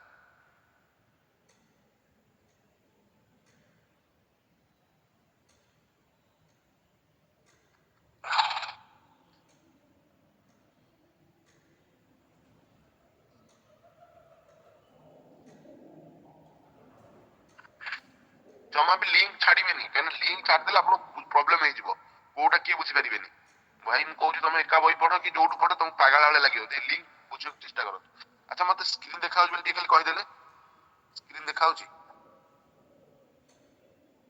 ନା ଦେଖନ୍ତୁ ଯଦି ଇଏ ହବ ଇଣ୍ଡିଆ ହବ ଇଏ ଇଣ୍ଡିଆ ହେଲା ସେତେବେଳର ଏଇପଟୁ ବାବର ଏଇପଟୁ ଆସିବ ଧ୍ୟାନ ସେ ଶୁଣ ବାବର ଏଇପଟୁ ଆସିବ ବାବର ଏଇପଟୁ ଆସିବ ପିଲାମାନେ ହେଲା ଆଉ ରାଣା ସାଙ୍ଗା ପିଲାମାନେ ଏପଟୁ ଯିବ ରାଣା ସାଙ୍ଗ କହୁଛୁ କଣ ଇବ୍ରାହିମ ଲୋଧି ପିଲାମାନେ ଏପଟୁ ଯିବ ଇବ୍ରାହିମ ଲୋଧି ପିଲା କୁଆଡେ ଯିବ ନା ଏପଟୁ ଯିବ ହେଲା ତ ଏଇ ଜାଗାରେ ଯୁଦ୍ଧ ହବ ଏଇ ଜାଗାରେ ନା ଏଇ ଜାଗାରେ ଟିକେ ଶୁଣ ଧ୍ୟାନ ସେ ନା କଣ କଲା ପିଲାମାନେ ବାବର କଣ କଲା ପ୍ରଥମେ କଣ କଲା ତାର ଅଳ୍ପ ସୈନ୍ୟ ବାବର ମାତ୍ର 12 ରୁ 15 ହଜାର ତାର ଲକ୍ଷ୍ୟ ଉପରେ ପୁଣି ହାତୀ ଘୋଡା ଇଲୋ ବୋପା ଆ ପାଖରେ କିନ୍ତୁ ମଡର୍ନ ଟେକ୍ନୋଲୋଜି ତୋପ ଅଛି ଇଏ କଣ କଲା ତାର ସୈନ୍ୟ ମାନଙ୍କୁ ପ୍ରଥମେ ଏପଟେ କିଛି ଲଗେଇଦେଲା ଏଇଠି କିଛି ସୈନ୍ୟ ମାନଙ୍କୁ ଲଗେଇଦେଲା ଏଠିକି ସୈନ୍ୟ ମାନଙ୍କୁ ଲଗେଇଦେଲା ହେଲା ଏଇଠି ପିଲାମାନେ ଗାତ ଖୋଲିଦେଲା ଏଟା ବହୁତ ବଡ ଗାଡ ଖୋଲିଦେଲା ଗାଡ ଖୋଲି ତାପରେ ପତ୍ର ପତ୍ର ଦେଇକି କଣ ହେଲା ତାକୁ ସମାନ ମାନେ ଆପରେ ଯିଏ ଚଢିବ ଗଳି ପଡିବ ହେଲା ଯେମିତି ଆମେ କହିବା ଗୋଟେ ଖୋଳନ୍ତିନି ଗାଡ ଖୋଳନ୍ତି ଯେମିତି ଛୋଟବେଳେ ଆପଣ ମାନେ ଗାଡ ଖୋଳି ତାପରେ ବାଡି ଥୋଇକି ବାଲି ପକେଇ ଦେଇଥିବେ ସାଙ୍ଗକୁ ଡାକିବେ ସାଙ୍ଗ ଦେଖିବା ଠିଆ ହେଲା ପରେ ଦୁମକି ତଳେ ପଡିଯିବ କରିଛ ନା ନାଇଁ କେବେ ଆମେ ତ ବହୁତ କରିଛୁ ହେଲା ତ ସେମିତି କିଛି ତ ଇଏ ଗାଡ ଖୋଲିଦେଲା ଏଠି କିଛି ରହିଲେ ପିଲାମାନେ ଏଠି କିଛି ରହିଲେ ପିଲାମାନେ ଆପଣ ମାନଙ୍କର ସୈନ୍ୟ ରହିଲେ ଏମିତି ରହିଲେ ଯେତେବେଳେ ପିଲାମାନେ ଏପଟୁ ପିଲା ଯେତେବେଳେ ଆସିବେ କିଏ ଆସିବେ ଏପଟୁ ଯେତେବେଳେ ଇବ୍ରାହିମ ଲୋଧିର ସୈନ୍ୟ ମାନେ ଆସିବେ ପ୍ରଥମ କଥା ସିଏ କଣ କରେ ଏଇଠି ମାନେ ଖାଲରେ ଗଳି ପଡିବେ ଯେମିତି କହିଲା ଖାଲି ଏଇଠି ସବୁ ତୋପ ରଖିଦେଲା ଯେମିତି ସବୁ ତୋପ ରଖିଦେଲା ଯେମିତି ସବୁ କ୍ୟାନନ ଫ୍ୟାନ ରଖିଦେଲା ହେଲା କହିଲା ସିଏ କଣ କରିବ ହାତୀ ଫାତୀ ନେଇକି ଆସିବ ତ ଯେତେବେଳେ ହାତୀ ନେଇକି ଆସିବ ଯେମିତି ଗାଡରେ ଗଳି ପଡୁଛି ଆଗେ ତାର ଆଗରେ ସୈନ୍ୟ ରହିବେ ଇବ୍ରାହିମ ଲୋଧିର ଆଗରେ ସୈନ୍ୟ ପଛରେ ହାତୀ ରହୁଥିଲା ହେଲା ୟାର ପିଲା କଣ ଆଗରେ ତୋପ ରଖିଲା ଏଠି ସୈନ୍ୟ କିଛି ଲୁଚିକି ରହିଲେ ଗୋଟେ ଜାଗାରେ ରହିଲେ ଏଠି ତ ଏମାନେ କାହିଁକି ଗୋଟେ ଜାଗାରେ ରହିଲେ କାରଣ ଏମାନେ ଜାଣିଛନ୍ତି ଯଦି ଆମେ ଆଟାକ କରିବ ଏମାନଙ୍କୁ ଆଟାକ କଲା ତ ଏଇ ଏତିକି ମରିବେ ବାକି ମାନେ ତ ବଞ୍ଚିବେ କିନ୍ତୁ ଏମାନେ ଯଦି ଗୋଟେ ଜାଗାରେ ମିଶିକି ହଉଛନ୍ତି ତାଙ୍କ ଉପରେ ଆଟାକ କଲେ ସବୁ ମରିଯିବେ ତେଣୁ ଯେତେବେଳେ ସେ ଆସିଲା ଇବ୍ରାହିମ ଲୋଧି ଏ ଖାଲରେ ଗଳି ପଇଲା ସବୁ ଯେମିତି ଖାଲରେ ଗଳି ପଡୁଛନ୍ତି ତ ଏମାନଙ୍କୁ କୁହାଯାଇଥିଲା ଯେମିତି ସେମାନେ ଖାଲରେ ଗଳିବେ ନା ତ ଫଟ କିନି ବୁଲି ପଡିବ ଏପଟୁ ଏପଟେ ଆସି ଫଟ୍ କିନ୍ତୁ ବୁଲି ଚାରିତରରୁ ତା ଘେରିଯିବ। ଆଣ୍ଡ ଘେରିଗଲା ପରେ ଆମେ ଏପଟୁ ଯାଇକି ଏଠି କଣ କରିବୁ ନା ଏପଟେ ଗୋଳା ବାରୁଦ ଉଡେଇବୁ ପକେଇକି। ଗୋଳା ବାରୁଦ ମାରିବା ଦ୍ୱାରା ଏକ ତ ସୈନ୍ୟ ମରିବେ, ଦୁଇ ଯୋଉ ହାତୀ ମାନେ ଅଛନ୍ତି ସେ ସାଉଣ୍ଡରେ ଛାନିଆ ହେଇକି ପାଗଳ ହେଇକି ଏଣେ ତେଣେ ଧାଇବେ, ତାପରେ ତମେ ମାରିବ। ତ ଏମିତି କରି ଟ୍ରାପ୍ କରିକି ତାଙ୍କୁ ମାରିବା। ଇଏ ପ୍ଲାନିଂ କରିଥିଲେ ପାନିପଥରେ ହେଲା। ଆଉ ଆର ନାଁ ମଧ୍ୟ ଅଛି, ଆକୁ କଣ ବନେକା କରୋଡ଼ପତିରେ ଇଏ ପ୍ଲାନିଂ କୁ କଣ କୁହାଯାଏ ପଚାରିଥିଲା, ତୁଗୁଲୋମା ହେଲା। ତୁଗୁଲୋମା ଷ୍ଟ୍ରାଟେଜି କୁହାଯାଏ, ଆମେ ପଢିବା ଆଗକୁ। ତ ଏମିତି କରିକି ପିଲାମାନେ ତାଙ୍କୁ ମାରିଥିଲା। ବୁଝିପାରିଲ ଏବେ? କ୍ଲିୟର? ଓକେ, ବୁଝିପାରିଲେ କେମିତି ମାରିଥିଲା, କାହିଁକି ସକ୍ସେସ? ସେଇଥିପାଇଁ ତ ବାବର ମାତ୍ର 12,000ରୁ 15,000 ସୈନ୍ୟ ଜିତିଗଲେ, କିନ୍ତୁ ଆର 1.5 ଲକ୍ଷରୁ 1.5 ଲକ୍ଷ ସୈନ୍ୟ ହାରିଗଲେ। କାରଣ ଇଏ ଥିଲା ଷ୍ଟ୍ରାଟେଜି ଥିଲା ତା ପାଖରେ ହେଲା। ତ ଇଏ ପିଲାମାନେ କଣ ସଜେଇକି ପ୍ଲାନ ମାରିଲା ନା, ଇଏ ପିଲାମାନେ ଘଟଣା ଘଟିଲା। ଫାଇନାଲ ପ୍ଲାନ କଣ ନା, ଯେମିତି ଦେଖିବା ଫାଷ୍ଟ ବ୍ୟାଟଲ ଅଫ ପାନିପତ ଆପଣଙ୍କର ବାବର ଜିତିଲେ ଏବଂ ଇବ୍ରାହିମ ଲୋଧି ଆପଣଙ୍କର ମରିଗଲେ। ସେଇଠି ମରିଗଲେ। ସେଇଠି ପଚାରିବ ଗୋଟେ କୋଶ୍ଚିନ୍ ପିଲାମାନେ, ଏକମାତ୍ର ଶାସକ ଯିଏ କି ପିଲାମାନେ ଦିଲ୍ଲୀ ସୁଲତାନର, ଯିଏ କି ଯୁଦ୍ଧ, ଆପଣ ଆ ପୂର୍ବରୁ ଯେତେ ବି ସୁଲତାନଙ୍କ ବିଷୟ ଶୁଣିଛନ୍ତି, କେହି ଯୁଦ୍ଧ କ୍ଷେତ୍ରରେ ମରି ନଥିଲେ। କିଏ ପିଲାମାନେ ଘୋଡାରେ ପଡି ମରିଥିଲା, କିଏ ରୋଗରେ ମରିଥିଲା, କିଏ କଣ ହାର୍ଟଚୋକରେ ମରିଥିଲା, ଆମେ ସବୁ ପଢିଥିଲେ। କିନ୍ତୁ ଯଦି କୋଶ୍ଚିନ୍ ପଚାରେ ଏକମାତ୍ର ଦିଲ୍ଲୀ ସୁଲତାନ ଶାସକ ଯିଏ କି ଯୁଦ୍ଧ କ୍ଷେତ୍ରରେ ଶହୀଦ ହେଇଥିଲେ, ମୃତ୍ୟୁବରଣ କରିଥିଲେ, ସେ ଏଇ ଇବ୍ରାହିମ ଲୋଧି ଥିଲା। ଆଉ ଏହାର କାରଣ ପିଲାମାନେ କଣ ଥିଲା? ଆର ଆରୋଗାଣ୍ଟ ନୀତି, ସ୍ୱଚ୍ଛାଚାରୀ। ଆକୁ ମାରିଥିଲେ ପିଲାମାନେ। ଆକୁ ମାରିଲା ପରେ ପିଲାମାନେ କଣ ହେଲା ନା, ବାବର ତ ଦିଲ୍ଲୀକୁ ଅକ୍ତିଆର କରିକି ନେଲେ ପିଲାମାନେ। ବୁଝିପାରୁଛନ୍ତି? କ୍ଲିୟର? ବୁଝିପାରୁଛନ୍ତି ନା ନାଇଁ? ଓକେ।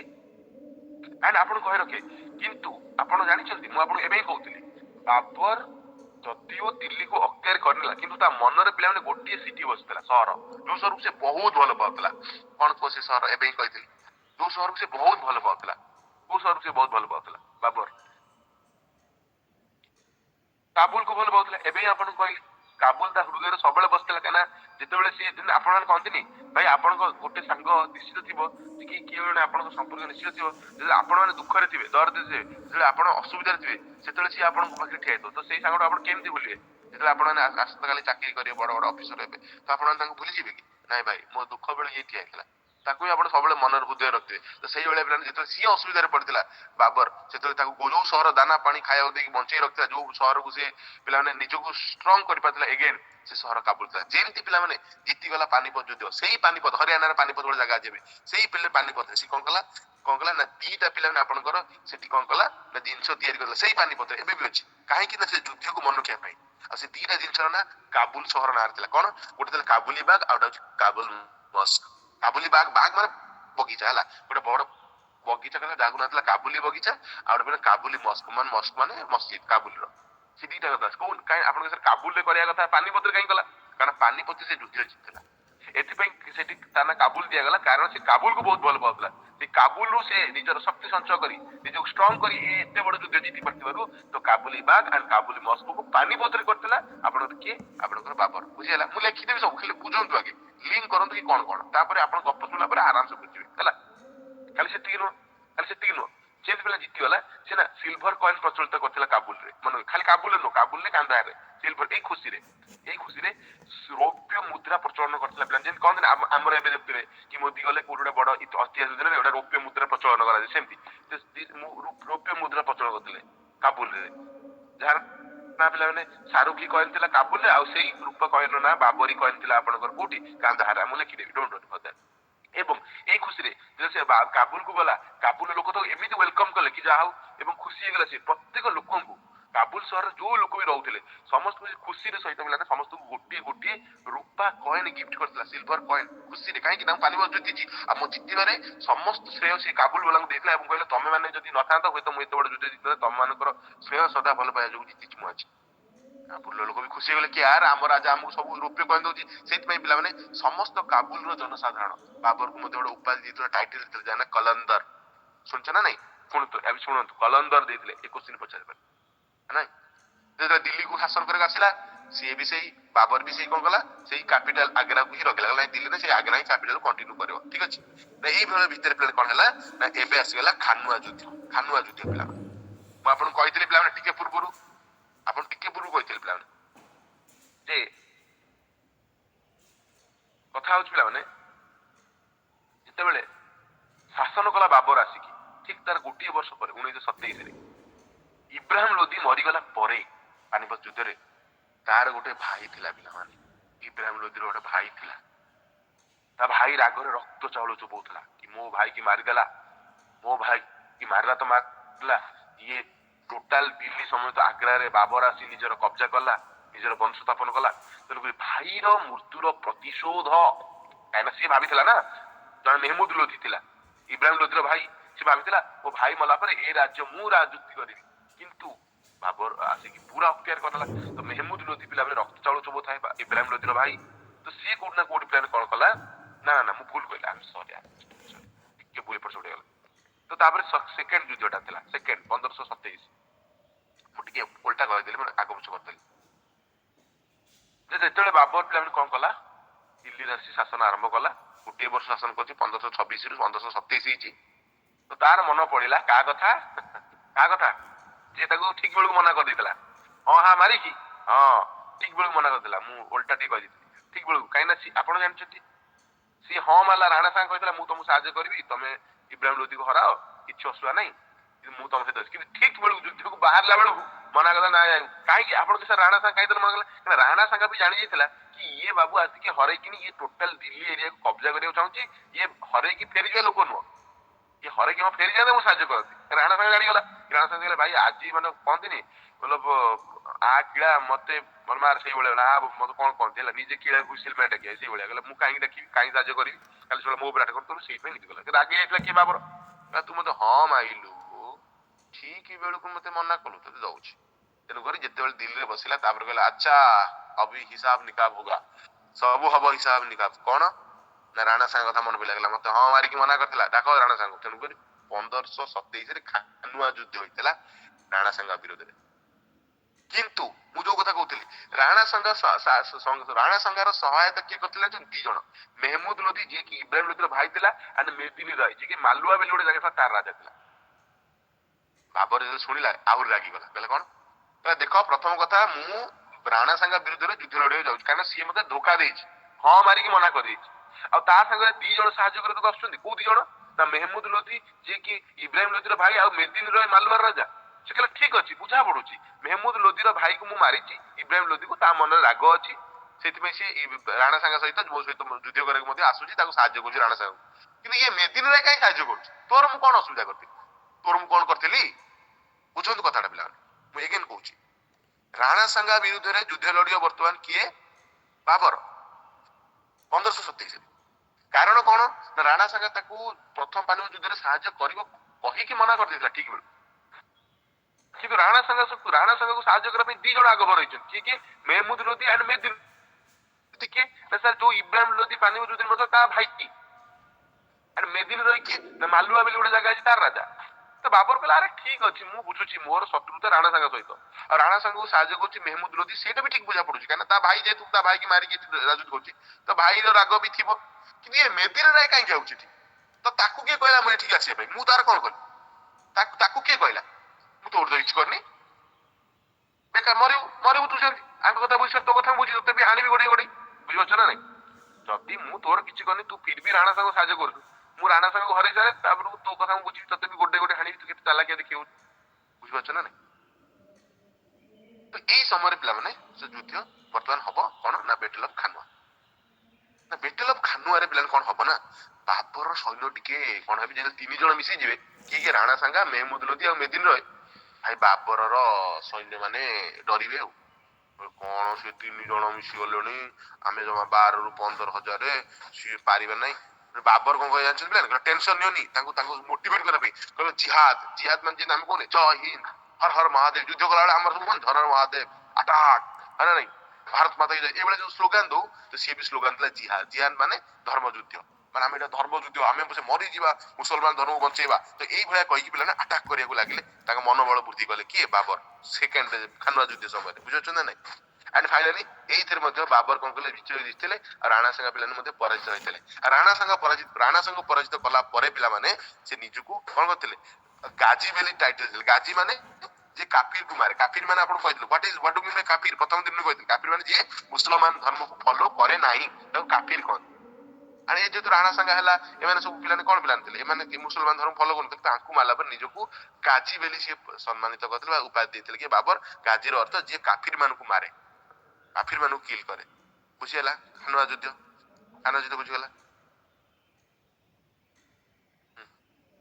ଏଇ ସମୟ ପରେ ଏଇ 27 ରେ ସାର୍ ରାଣା ସାଙ୍ଗ କହୁଛି କୋଉଠି କରିଥିଲେ ଏବେ ଟିକେ ଧ୍ୟାନ ଶୁଣ ଗୋଟେ ଗୋଟେ କହିବି ମୁଁ ଆସୁଛି ଆଡକୁ ବ୍ୟସ୍ତ ହଉଛନ୍ତି କାହିଁକି ବୋଧହୁଏ ତମେ ପୂର୍ବ କ୍ଲାସରେ ନଥିଲ ହଁ ମେୱାରର ନା ଏବେ ଶୁଣ ନା କଣ ହେଲା ଦେଖ ଆପଣମାନେ ସମସ୍ତେ ଜାଣିଛନ୍ତି ଏବେ ଯୋଉ ରାମ ମନ୍ଦିର ଯୋଉଠି ହେଇଛି ଆମର ଏଠି ବାବରି ମସଜିଦ ଥିଲା ବାବର କରିଥିଲେ ଯୋଉଟା କି ମତଲବ ବହୁତ ପୂର୍ବରୁ ରାମ ଜନ୍ମଭୂମି ଥିଲା ବଟ୍ ସେ ତାପରେ କରିଥିଲେ ବୋଲି ଫାଇନାଲି ଆପଣଙ୍କର ଏଇଟା ଆମ ରାମ ଜନ୍ମଭୂମି ରାମ ଠାକୁରଙ୍କର ପ୍ରତିଷ୍ଠା ହେଲା ରାମଲାଲାଙ୍କର ସେ ଏଇ ସମୟରେ ତିଆରି ହେଲା ଏଇ 1570 ଯେମିତି ପିଲାମାନେ ଖାନୁଆ ଯୁଦ୍ଧ ଜିତି ଯାଇଥିଲେ କହିଲା ଆଉ ଗୋଟେ କୋଉଠି ଏଠି ରାମ ମନ୍ଦିର କାଫିର ବା ନିଜକୁ କହିଲେ ଆମେ ହଉଛେ ଆମେ ଯୋଉମାନେ ଧର୍ମକୁ ହିନ୍ଦୁ ଧର୍ମକୁ ମତଲବ ମୁସଲମାନ ଧର୍ମକୁ ଫଲୋ କରନ୍ତି ନାହିଁ କୋଉମାନେ ଫଲୋ କରନ୍ତି ହିନ୍ଦୁ ମାନେ ତ ହିନ୍ଦୁ ମାନଙ୍କ ଉପରେ ପିଲାମାନେ ରାଗ ସୁଝେଇ ଯାଇକି କହିଲେ ହେ ମୁଁ ହଉଛି ଗାଜି ମୁଁ ହଉଛି କାଫିର ମାନଙ୍କୁ ହତ୍ୟା କଲି କର ଏଠି ତମେ ବାବିର ମସଜିଦ ତେଣୁ ସେଇ ଜାଗାରେ ହିଁ ବାବିର ମସଜିଦ କରାଯାଇଥିଲା ପିଲାମାନେ ଯୋଉଟା କି ପିଲାମାନେ ଆପଣ କରିଥିଲେ କିଏ ମୀର ବାକି କରିଥିଲେ ମନେ ରଖି ତାଙ୍କର କମାଣ୍ଡର ଥିଲେ ବାବରଙ୍କର ଜଣେ କମାଣ୍ଡର ଥିଲେ ସେନାପତି ମୀର ବାକି କରିଥିଲେ ପିଲାମାନେ ହେଲା ସେ ହିଁ କରିଥିଲେ କିନ୍ତୁ ବାବରଙ୍କ ଦ୍ୱାରା କରାଯାଇଥିଲା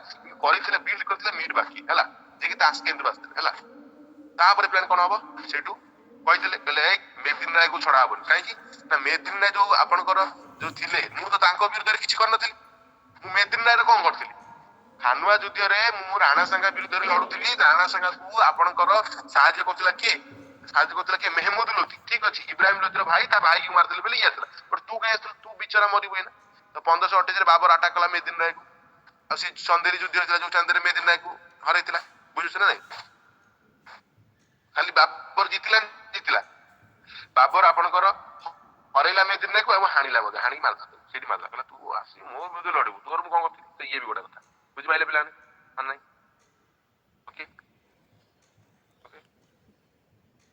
ତାପରେ 1529 ଘାଗରାରେ କିଏ ମେହମୁଦ ଲୋଧି ଯୋଉ ମେହମୁଦ ଲୋଧି ପିଲାମାନେ ରାଣା ସାଙ୍ଗକୁ ସାହାଯ୍ୟ କରିଥିଲା ସେ ମରି ନଥିଲା ମେହମୁଦ ଲୋଧି ଯୋଉ ରାଣା ସାଙ୍ଗକୁ ସାହାଯ୍ୟ କରିଥିଲା ବା ଇବ୍ରାହିମ ଲୋଧିର ଭାଇ ଥିଲା ସେ ମରି ନଥିଲା ସେ ବଞ୍ଚିଥିଲା ତ ତାକୁ କହିଲେ ଇଏ କାହିଁକି ବଞ୍ଚିବ ତାକୁ ବି 1529 ଗୋଟେ ବାବର ହାଣିଲା ଆଉ ପ୍ରଥମ ଥର ପାଇଁ ପିଲାମାନେ ଏଇ ମେହମୁଦ ଲୋଧିକୁ ହରାଇବା ବେଳେ ଆର୍ମି ଆଣ୍ଡ ନେଭି ବୋଥର ବ୍ୟବହାର କରାଯାଇଥିଲା ଆର୍ମି ଆଣ୍ଡ ନେଭି ବୋଥର ବ୍ୟବହାର କରିଥିଲେ ଆଣ୍ଡ ଫାଇନାଲ ପିଲାମାନେ 1513 ରେ ବାବର ପିଲାମାନେ ଆଗ୍ରା କତିରେ ମରି ଯାଇଥିଲେ ବାବର ପିଲାମାନେ ଆଗ୍ରା କତିରେ ମରି ଯାଇଥିଲେ ପିଲାମାନେ ତାଙ୍କର ଟମ୍ବ ବା ତାଙ୍କ ସମାଧି ଆଗ୍ରାରେ କରାଯାଇଥିଲା କିନ୍ତୁ ପରବର୍ତ୍ତୀ ସମୟରେ ଆପଣ କଣ ତାକୁ କାବୁଲକୁ ନିଆଯାଇଥିଲା କାହିଁକି କାବୁଲକୁ ନିଆଯାଇଥିଲା କାରଣ ମୁଁ ଆପଣଙ୍କୁ କହିଦେଇଛି କାରଣ ଯେତେବେଳେ ତାଙ୍କର ଆକ୍ଚୁଆଲି ସେ ଯୋଉ ତାଙ୍କ ବିରୁଦ୍ଧରେ ଯୋଉ ବାୟୋଗ୍ରାଫି ଲେଖା ହେଇଥିବ ନା ସେଇଟାକୁ ପିଲା କେହି ପଢି ପାରୁନଥିବେ ଯୋଉ ଟ୍ରାନ୍ସଲେସନ କରାଯିବ ତାକୁ ସମସ୍ତେ ପଢିବେ ଆକବର ଜାଣିବେ କି ଭାଇ ହଁ ଏଇଟା ମୋ ପୂର୍ବଜ କହିଯାଇଥିଲେ ତାଙ୍କର ସେ ଭଲ ପାଉଥିଲେ କାବୁଲକୁ ତାଙ୍କ ସମାଧିଟା କାବୁଲରେ ରହିବା କଥା ତେଣୁ ରାତାରାତି ଯାଇକି କଣ କରିବେ ଆଗ୍ରାରୁ ତାଙ୍କର ସମାଧି କରି ଯୋଉ ହାଡ ଫାଡ ବାହାରିବ ତାକୁ ନେଇ ପୁଣି କାବୁଲରେ କବର ଦେବେ ତାଙ୍କୁ ହିଁ ବୁଝିପାଇଲେ ଏବେ ବୁଝିପାଇଲେ ମୁଁ ଆପଣଙ୍କୁ କଣ କହିଲି ବୁଝିପାଇଲେ ମୁଁ ଷ୍ଟୋରିଟା କହିଲି ଟୋଟାଲ ମୁହେଁ ମୁଁ ଆପଣଙ୍କୁ ଷ୍ଟୋରି କହିଲି ମୁଁ ଏବେ ଲେଖିବି ମୁଁ ଏଗେନ୍ ଟିକେ ସର୍ଟ ରିକ୍ୟାପ୍ କରିଦଉଛି ତାକି ଆପଣଙ୍କୁ ଆଉ ଟିକେ ବୁଝା ପଡିବ ସର୍ଟ ରିକ୍ୟାପ୍ କରିଦଉଛି ଏମିତି ରହିଲେ ମନେ ରହିବନି ପିଲା ଆପଣମାନେ କହିଲେ ଏମିତି ବୁଝିଲେ ମନେ ରହିବନି ଏକାଥରେ ମନେ ରହିବ ନା ନାଇଁ ସମସ୍ତେ କହୁନା ଏକାଥରେ ମନେ ରହିବନି ଏମିତି ଲିଙ୍କ କରି ଆମେ ପଢିଲେ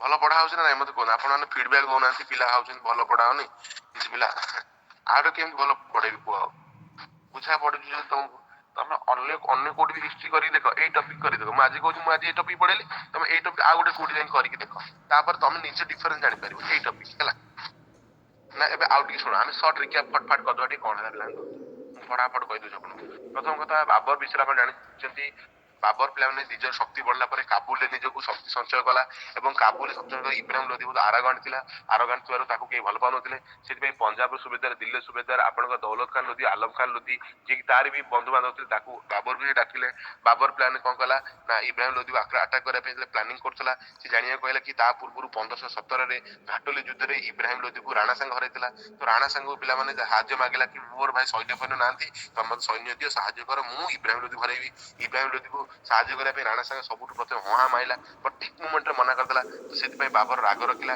ପ୍ରଥମ ପାନିପତ ଯୁଦ୍ଧରେ ସେ ବାବର ଆସିଲା ପିଲାମାନେ କଣ ନା ବାବର ଆସି ପିଲାମାନେ କଣ ଯୋଉ ଆପଣଙ୍କ ଷ୍ଟ୍ରାଟେଜି ବନେଇଲା ତୁଗଲମା ଷ୍ଟ୍ରାଟେଜିରେ ପିଲାମାନେ କଣ କଲା ନା ପାନିପତ ଯୁଦ୍ଧରେ ସେ ବେଟେଲରେ ଆପଣଙ୍କର ଇବ୍ରାହିମ ଲୋଧିକୁ ହରାଇଲା ଇବ୍ରାହିମ ଲୋଧି ହରାଇବା ସହିତ ସେଇଥିକୁ ମାରି ଦେଇଥିଲା ତାପରେ ଆପଣଙ୍କର ବେଟଲ ଅଫ ପାନିପତରେ ପିଲାମାନେ ସେ ଜିତିଲା ପରେ ସେ କାବୁଲକୁ ଯାଇଥିଲା କାବୁଲ ଲୋକମାନଙ୍କୁ ସିଲଭର କଏନ ବାଣ୍ଟିଥିଲା ଏବଂ ତା ସହିତ ଦିଟା ମୁଦ୍ରାର ପ୍ରଚଳନ କରିଥିଲା ପିଲାମାନେ କାବୁଲ ଆଣ୍ଡ କାନ୍ଦାହାରରେ ଏବଂ ତାପରେ ପିଲାମାନେ ସେ କଣ କହିବା ପିଲାମାନେ ତାପରେ ଆମେ ଯଦି କହିବା ପିଲାମାନେ ସିଏ ଆସିକି ଆଗ୍ରାରେ ଶାସନ କରିଥିଲା ଆଗ୍ରାରେ ଶାସନ କଲା ପିଲାମାନେ ରାଗ ରଖିଥିଲା ଯାହା ଉପରେ କାହା ଉପରେ ରାଣା ସାଙ୍ଗ ଉପରେ ତେଣୁକରି ସତେଇଶରେ ସେ ରାଣା ସାଙ୍ଗ ବିରୁଦ୍ଧରେ ପିଲାମାନେ ଯୁଦ୍ଧ ଘୋଷଣା କରିଥିଲା, ଯାହାକୁ କୁହାଯାଏ ଖାନୁଆ ଯୁଦ୍ଧ। ଯୋଉ ଖାନୁଆ ଯୁଦ୍ଧରେ ରାଣା ସାଙ୍ଗ ସହିତ ସାହାଯ୍ୟ କରିଥିଲେ କିଏ?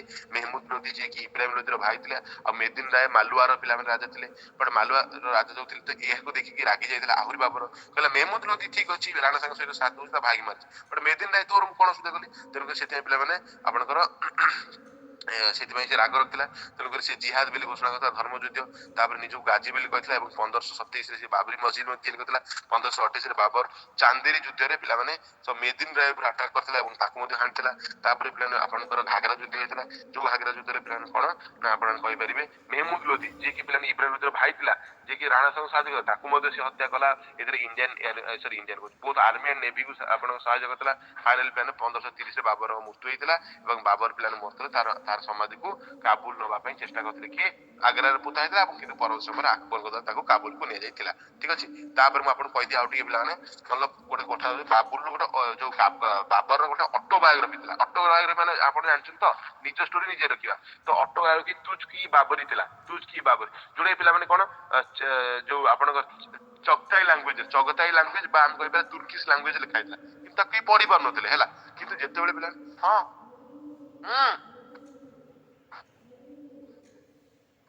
ଆରେ ମତେ ଶୁଣା ହେଇନି, ମୁଁ ଶୋଇପଡିଥିଲି। ତ ଆମେ କହିପାରିବା କଣ ନା, ଆମେ ଯଦି ଦେଖିବା ତାହେଲେ ପରବର୍ତ୍ତୀ ସମୟରେ ପିଲା ଆକବର ତାକୁ ଟ୍ରାନ୍ସଲେଟ କରିଥିଲେ। ଆକବରଙ୍କ ପିରିୟଡରେ ପର୍ସିଆନ ଲାଙ୍ଗୁଏଜ ଟ୍ରାନ୍ସଲେଟ କରାଯାଇଥିଲା। କିଏ କରିଥିଲେ ପିଲା ଜାଣିଛନ୍ତି ତାକୁ?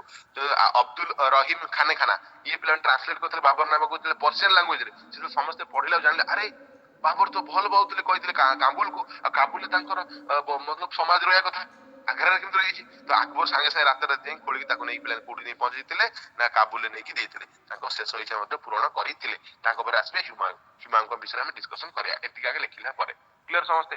କଥା ତ ଏତିକି, ଆଉ କଣ? ଏତିକି ତ କଥା, ଆଉ କଣ? ଯିବା ବୁଝିପାରିଲା ତ? ତ ଏମିତି ମଧ୍ୟ ସେମିତି ନଥିଲା, ଲଗାତାର ସେ ଯୁଦ୍ଧ କରୁଥିଲା। ତ ସବୁ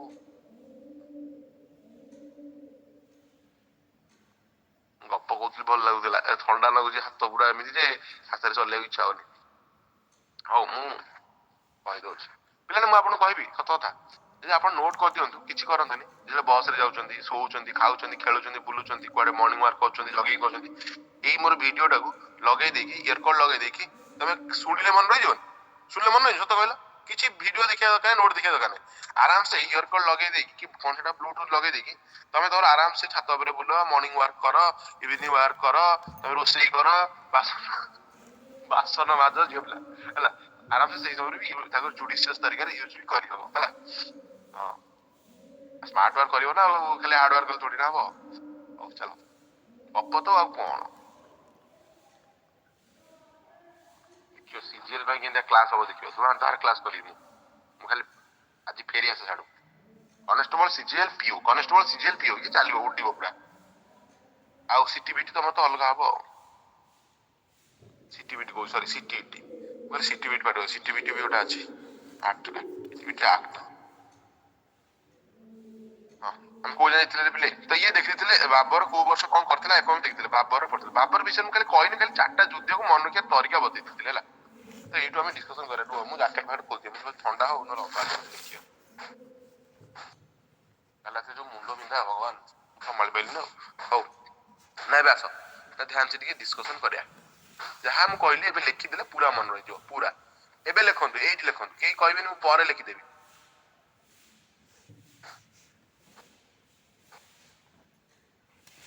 ପୂର୍ବରୁ କଣ ଲେଖିଥିଲେ କିଛି? ବାବର ବାଟେଲ ଅଫ ସରିପଲରେ ବାବର ସାହିବାନ ଖାନ ଘରେ ଥିଲେ, ଇଏ ତ ଏପଟ ସେପଟ ହେଇଥିଲା, ଆମେ ଡିସ୍କସନ କରିଥିଲେ। ରିଟର୍ନ ଇଏ ୟଙ୍ଗେଷ୍ଟ, ଇଏ ତା ବାବରଙ୍କ ବିଷୟରେ ଆମେ ଲେଖିଦେଇଥିଲେ। ମୋଗଲ 14ତମ ଥିଲା। ଆଚ୍ଛା ଇଏ ସରି ଯାଇଥିଲା। ତାହେଲେ ତାହେଲେ ଆମେ ଡାଇରେକ୍ଟ ପ୍ଲାନେ ଯୁଦ୍ଧ କତରୁ ଷ୍ଟାର୍ଟ କରିବା। ଯୁଦ୍ଧ କତରୁ ଯୁଦ୍ଧ ମାନେ ବାବର ଆସିଲା ଯେ ନିଜକୁ ଷ୍ଟ୍ରଙ୍ଗ କରିକି, ତାପରେ ତମେ 1504 ଲେଖ ବାବର, ବାବର ଟୁ ବି କଣ୍ଟିନ୍ୟୁ ଲେଖିଦିଅ। ବାବର ଟୁ ବି କଣ୍ଟିନ୍ୟୁଡ। ଆମେ ଯୋଉ ସେ ପାକିସ୍ତାନର ସେ ତାଙ୍କର ଗୋଟେ ଭଲ ଖେଳାଳିଟା ନା କଣ? ବାବର ବା ବାବର ନୁହେଁ ତାର ଖେଳାଳିଟା ନା? ତ ସେଇ ଆଉ ସେ ନାଁ ଦେଇଛନ୍ତି ବାବରକୁ ଦେଖିକି ଇନ୍ସପାୟାର ହେଇଛନ୍ତି ଆଉ ହେଲା। ତ ଆମେ ଦେଖିବା ପିଲାମାନେ 1504ରେ କଣ କଲେ? 1504ରେ कौन है प्रथम पॉइंट बाबर कनक्योर करथिले काबुल एंड कांधार को भल पाउथिले बाबर कनक्योर करथिले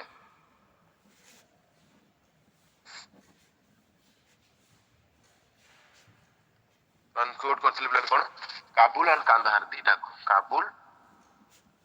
काबुल एंड कांधार ये दीटा एरिया को मिल कनक्योर करथिले प्लान एवं से भल पाउथिले कोन प्लान काबुल को बहुत भल पाउथिले सेति में प्लान ही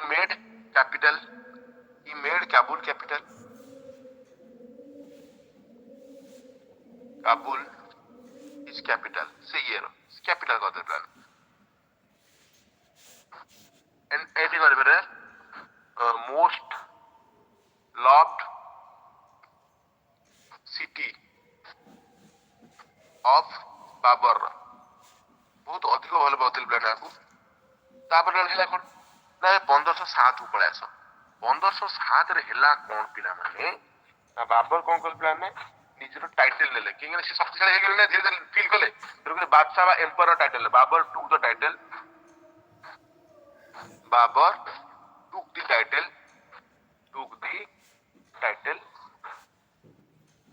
कौन प्लान ने टाइटल ऑफ बादशाह बादशाह अर्थ प्लान कौन एम्पायर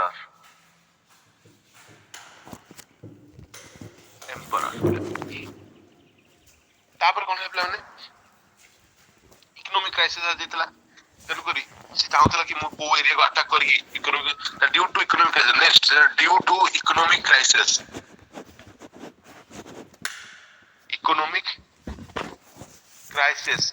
क्राइसिस आसीगला Babur not stable in Kabul Kabul रही पारे बाबर नॉट स्टेबल हे परलानी नॉट स्टेबल इन काबुल रही पारे कोन करे पड़ो रोजगार तो करे पड़ो पैसा दानिया पड़ो तेणुक सी प्लान कौन कला बाध्य प्लान अटैक करने चेष्टा कला से प्लान प्रथम अटैक 1519 रे से पैसा दरकार ना इकोनॉमिक क्राइसिस आ जाईची सेति 1519 रे कौन कला प्लान से अटैक कला फर्स्ट अटैक कला प्लान इंडिया पर आपण जान कोडी अटैक करतला कोडी बेहरगढ़ फोर्ट ଉପରେ first attack in India first attack of Babur on India Babur in India ए कोड थिले प्लान इंडिया कोड थिले प्लान अटैक करतला इन बाजूर ऊपर बाजूर उडे जागा थिला अगेंस्ट का विरुद्ध रे अगेंस्ट यूसुफ जाई JAI ट्राइब थिले यूसुफ जाई हम कहि पर ये ट्राइब थिले कोड के ए कोड रो थिले प्लान ट्राइब ब्रैकेट रे अपन लिख दिन प्लान है बेहरगढ़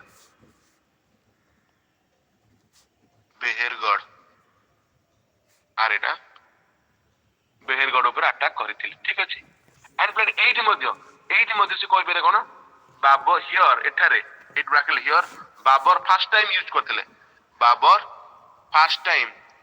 करथिले फर्स्ट टाइम यूज्ड कैनन तोप एंड एक्सप्लोसिव जो गोला बारूद एक्सप्लोसिव किंतु टेलर थिला एटा टेलर थिला प्रकृत गोला बारूद तो यूज करा जो पानीपत रे खाली सेति नो जे इकोनॉमिक क्राइसिस थिला तापर पे लगातार पिला माने बाबर कोन करथले पिला ने लगातार 1520 रे 21 भीतर 1520 एंड 21 रे 1520 एंड 1521 रे 1521 रे कोन प्लान कर से कहि पेरे बाबर प्लान कोन तीन थरो अटैक करथला इंडिया रे 3 टाइम्स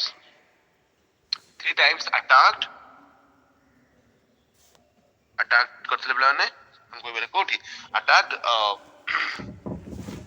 इन इंडिया रे को एरिया रे plan Delhi against India that is को एरिया हम कोइ बेले कश्मीर एंड हम कोइ बेले सिंध एरिया केना सिंध पाकिस्तान ए बेस इंडिया अंडर तला सिंध एंड कश्मीर ये एरिया रे तीन थर लगातार अटैक करथला तो चलते प्लान एंड फाइनली एई समय जते आडा अटैक होतै प्लान एई समय आपण जन की थिले एई समय दिल्ली रे शासक की थांती अवश्य आग्रा थांती एई समय रे दिल्ली की थिले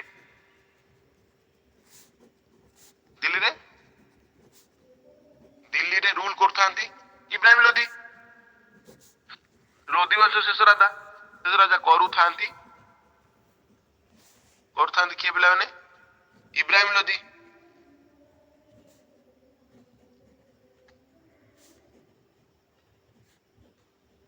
इब्राहिम लोधी एंड इब्राहिम लोधी टाइम आप जानते 1517 रु 1526 ताले ऑब्वियसली ए समय करछन समस्त अछन तो पिला ने क्लियर टी मते अनम्यूट कर पाइला क्लियर बुझि पाइले पर्यंत आगे सर आगे सर ए सब थिले एट मते आउट लिखि पर इब्राहिम लोधी बहुत स्वेच्छाचारी व्यभिचारी ओटा गर्वी अहंकारी लोक थिला तो इब्राहिम लोधी हम कहि परिबा इब्राहिम लोधी ए लिख दे पर लोधी एक गर्वी राजा थिला कोन पिला ने गर्वी ये तो ठीक है ला छाड़ गर्वी ओ अहंकारी थिला ये पिला माने ठीक अछि अहंकारी थिला तो गर्व अहंकार गर्वनंदन नरहरि गर्व न शांति काहरी आपण जानथले तेणु कर पिला माने निज लोक ऊपर ही अत्याचार करथला निज लोक ऊपर भी अत्याचार करथला निज लोक ऊपर मध्ये कोन करथला पिला माने अत्याचार करथला कोन करथला अत्याचार करूथिला ये एमिति लोकटा आटा तो बाजु लोकटा हैला तो कोन सेति पई पिलान सेति पई खास एति पई अत्याचार सही न पारी सेति पई पिलान कोन कराला पिला माने ना ये कोन कला दुई जण सेति पई दुई जण टू पर्सन्स की जे टू पर्सन्स थिले पिला माने टू पर्सन्स की थिले ना हम कहि पारे पिला माने गोटे आपन करथिला पिला माने के ना सुबेदार ऑफ पंजाब ना कोन थिला जी बिलन थिला आपन करो कि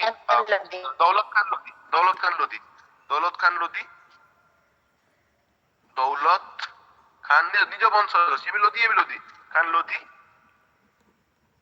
आउ जन प्लान आपन को प्लान के सुबेदार of Delhi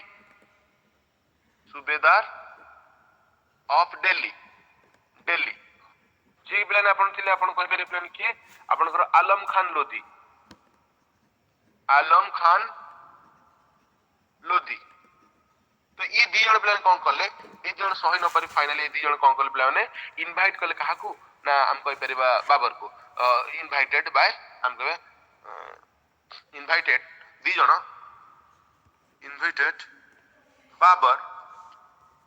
Babar to attack on Ibrahim Lodhi ताकले कला आसी अगर अटैक करो तो बाबर तो आगु अनै बसतला कने अलसी चाहुतला तो सेति में पिला माने कोन हला ए देखियो तो I have full edit note लगी छ पिला ने बाबर खोजिला बाबर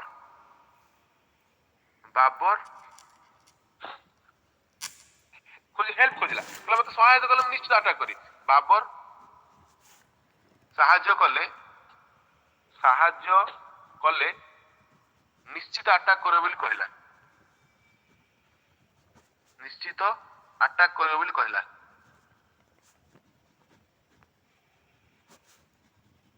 अटैक करियो बोली कहला कहला मते सहाय्य करो मु निश्चित अटैक करी अरे कहला तो काहे की सहाय्य मागिला आपण जानछन बाबर काहे की सहाय्य मागिला व्हाई बाबर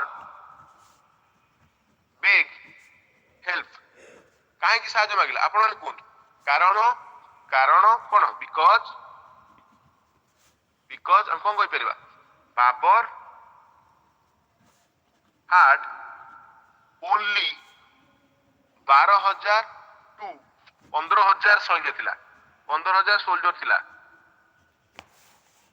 बट इब्राहिम लोधी केते थिला Lodhi more than 1 lakh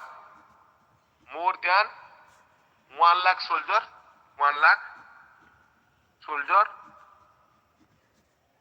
with elephant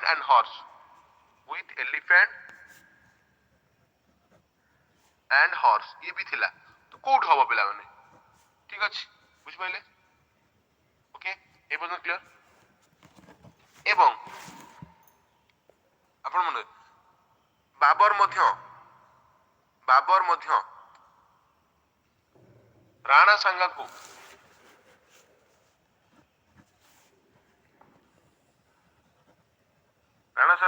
help मागिथिला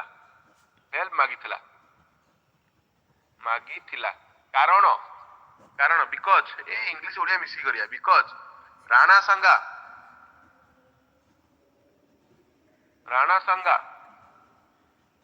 1517 रे battle of battle of Ghatoli Ghatoli Ghatoli रे इब्राहिम को परास्त करथिले इब्राहिम लोधी को परास्त करथिले सेति ताकू मागिला कहला तमर एक्सपीरियंस अछि मते टी को परास्त करी कहले भाई कौन कौच कुह मत हेल्प कर तो यही जगह मत कौन पिलाने राणा सांगा एग्रीड टू हेल्प राणा सांग कही कौन राजी है राणा सांगा एग्री है कहले ठीक अच्छे agreed to help Babur but but later पर समय मना कला बट लेटर डिनाइड कहले ना मुझे कही डिनाइड मना करदेला डिनाइड माने कौन मना करदेला मना करदेला बाबर बर्तमान कौन रागी हो ना नहीं बाबर भी लाइक केमती बर्तमान बाबर भी लाइक बर्तमान हम देखा कौन राग ओके रागी गला क्लियर पर्यंत हाउ मु तो कथा परे बुझुची व्यस्त होना मु तो कथा परे बुझुची इब्राहिम लोग घरे सारे जो धोखा देलु छल कपट कलु जो हाँ मारिक नाई कलु तो कथा मु बुझिबे आ जहाँ हम तू संभाळिबु आ मते तू कुछ कहबु ना क्लियर ए पर्यंत भाई माने क्लियर भौणी माने क्लियर एवरीबॉडी हाँ सेंदी जर्नी कर सुना ओके क्लियर जीवा आगो को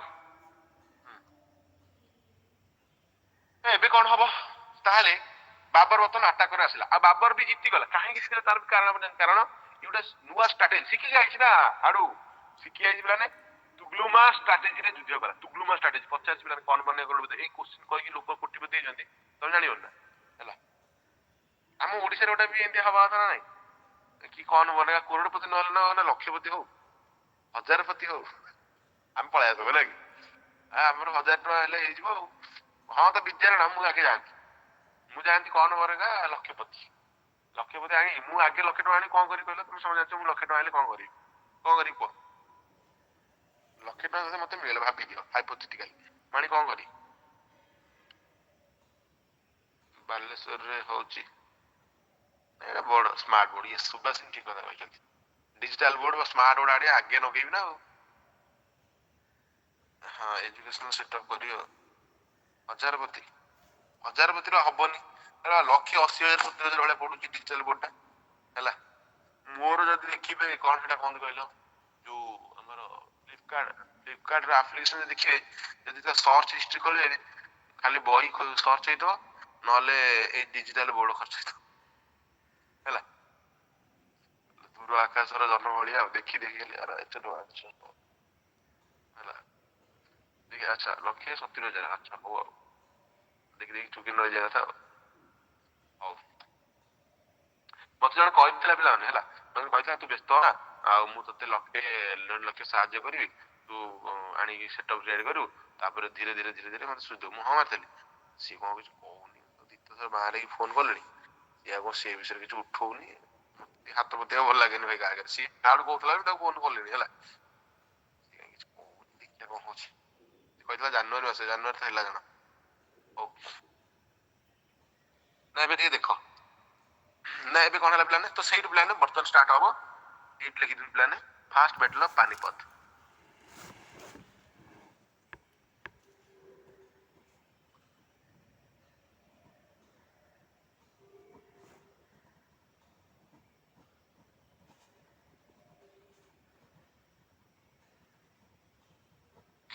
fast battle of Panipat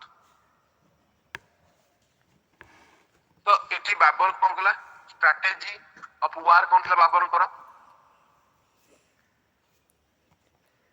strategy of war very important plan question तुगलमा स्ट्रेटेजी कौन प्लान तुगलमा स्ट्रेटेजी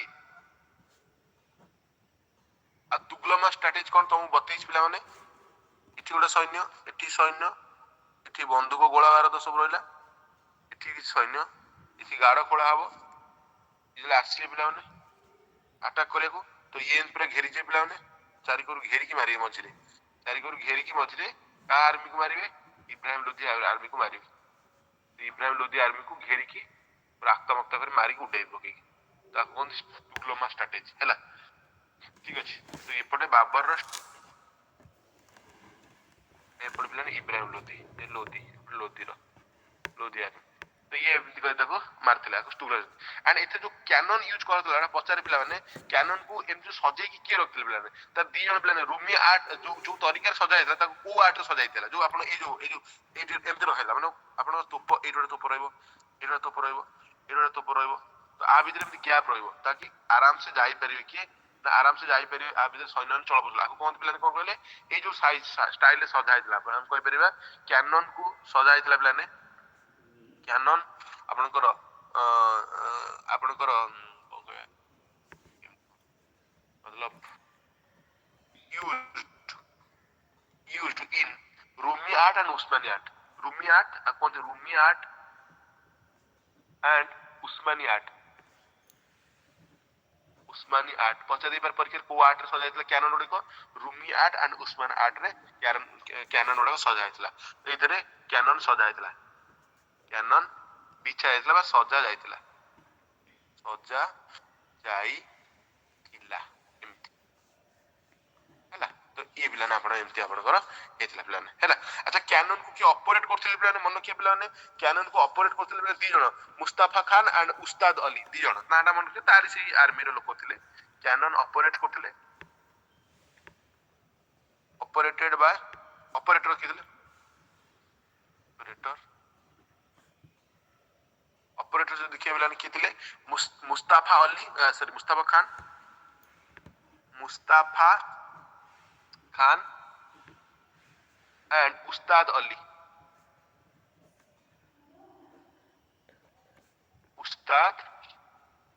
ये जन कैनन चलाउथिले आको तो क्रेडिट दबा कथा कैन ये कैनन चलाउथिले माने एते बड़ काम करथिले एंड आपण जानचंती एथि पिलाने बाबरकर 12,000 सैन्य थिबा सत्ते मध्य Babur in the first battle of Panipat एतरा बाबर एतर विन कले इब्राहिम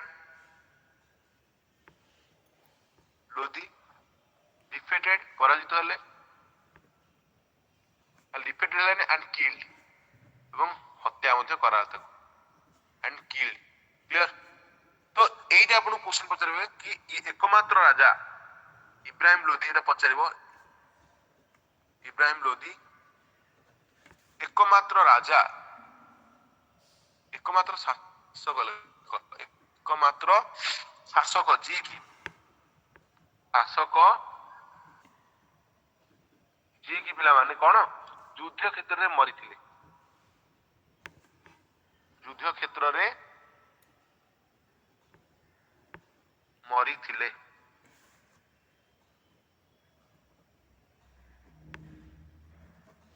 मरिथिले ये हैला तो ये भी हमें कहि परिया तो एटी आपण ए लिख दिन पिला माने बाबर पाखर थिला लिखि दे दका में ऊपर लिखि छी हैला तो ये हमें कहि परिया तो जत हैला आ खुशी गेल बाबर तो बेटल बेले इब्राहिम लोधी आपण मरि गला पिला माने आपण कर जो जीति गला पिला ने तो सही जगह पिला तो आफ्टर विनिंग जितला परे आफ्टर बाबर्स विन हम कहि परिया बाबर्स विन बाबर कर विजय परे कोन हैला ना आपण कर कहवा बीता तैयार कला इन पानीपत उतरा ना इन पानीपत वेरी इंपोर्टेंट एटा पानीपत कोन हैला पिला माने दीटा जिस तैयार कला पानीपत हम कहि परिबो बाबर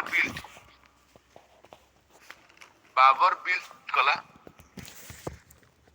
एक प्लान कोन गोटे प्लान आपण कर काबुली बाग माने बगीचा हैला गोटे एवं दुई रे प्लान कोन काबुली मस्क माने मस्जिद यू ई मस्क हैला तो काबुली मस्क क्लियर एटा क्यू रे बाबू हैला तो काबुली मस्क मध्ये तयारी कराइतला एवं ए खुशी मध्ये सिल्वर कॉइन मध्ये से इशू करतले बाबर इशू करतले माने एक मन के अपन इशू टू सिल्वर कॉइन, रौप्य चांदी silver coin in Kabul and Kandahar रे ହେଲା କାନ୍ଦାହାରରେ। କାବୁଲରେ ତାକୁ କଣ କହୁଥିଲେ ଜାଣିଛନ୍ତି? କାବୁଲରେ ତାକୁ କହୁଥିଲେ ସେ ସିଲଭର କଏନ ନା ପିଲା ଥିଲା ସୁରୁଖି କଏନ, ସୁରୁଖି କଏନ କୁହାଯାଉଥିଲା ତାକୁ କାବୁଲରେ। ଆଣ୍ଡ କାନ୍ଦାହାରରେ କଣ କହୁଥିଲେ ପିଲାମାନେ? କାନ୍ଦାହାରରେ ତାକୁ କଣ କହୁଥିଲା? କାନ୍ଦାହାରରେ କହୁଥିଲା ବାବୁରି କଏନ, ବାବୁରି କଏନ, ବାବୁରି କଏନ। ଇଏ ଦିଟା ବି ଆପଣ ଟିକେ ମନେ ରଖିଥିବେ। ଖାଲି ସେତିକି ନୁହଁ, ସମସ୍ତଙ୍କୁ ମଧ୍ୟ ସିଲଭର କଏନ ଗିଫ୍ଟ କରିଥିଲା। ଇ ଗିଫ୍ଟେଡ ବାବର ଗିଫ୍ଟେଡ କାବୁଲ ଲୋକ ପ୍ରତ୍ୟେକ ଲୋକଙ୍କୁ ଆମେ କହିପାରିବା ବାବର ଗିଫ୍ଟେଡ ଏ ଖୁସିରେ Babar gifted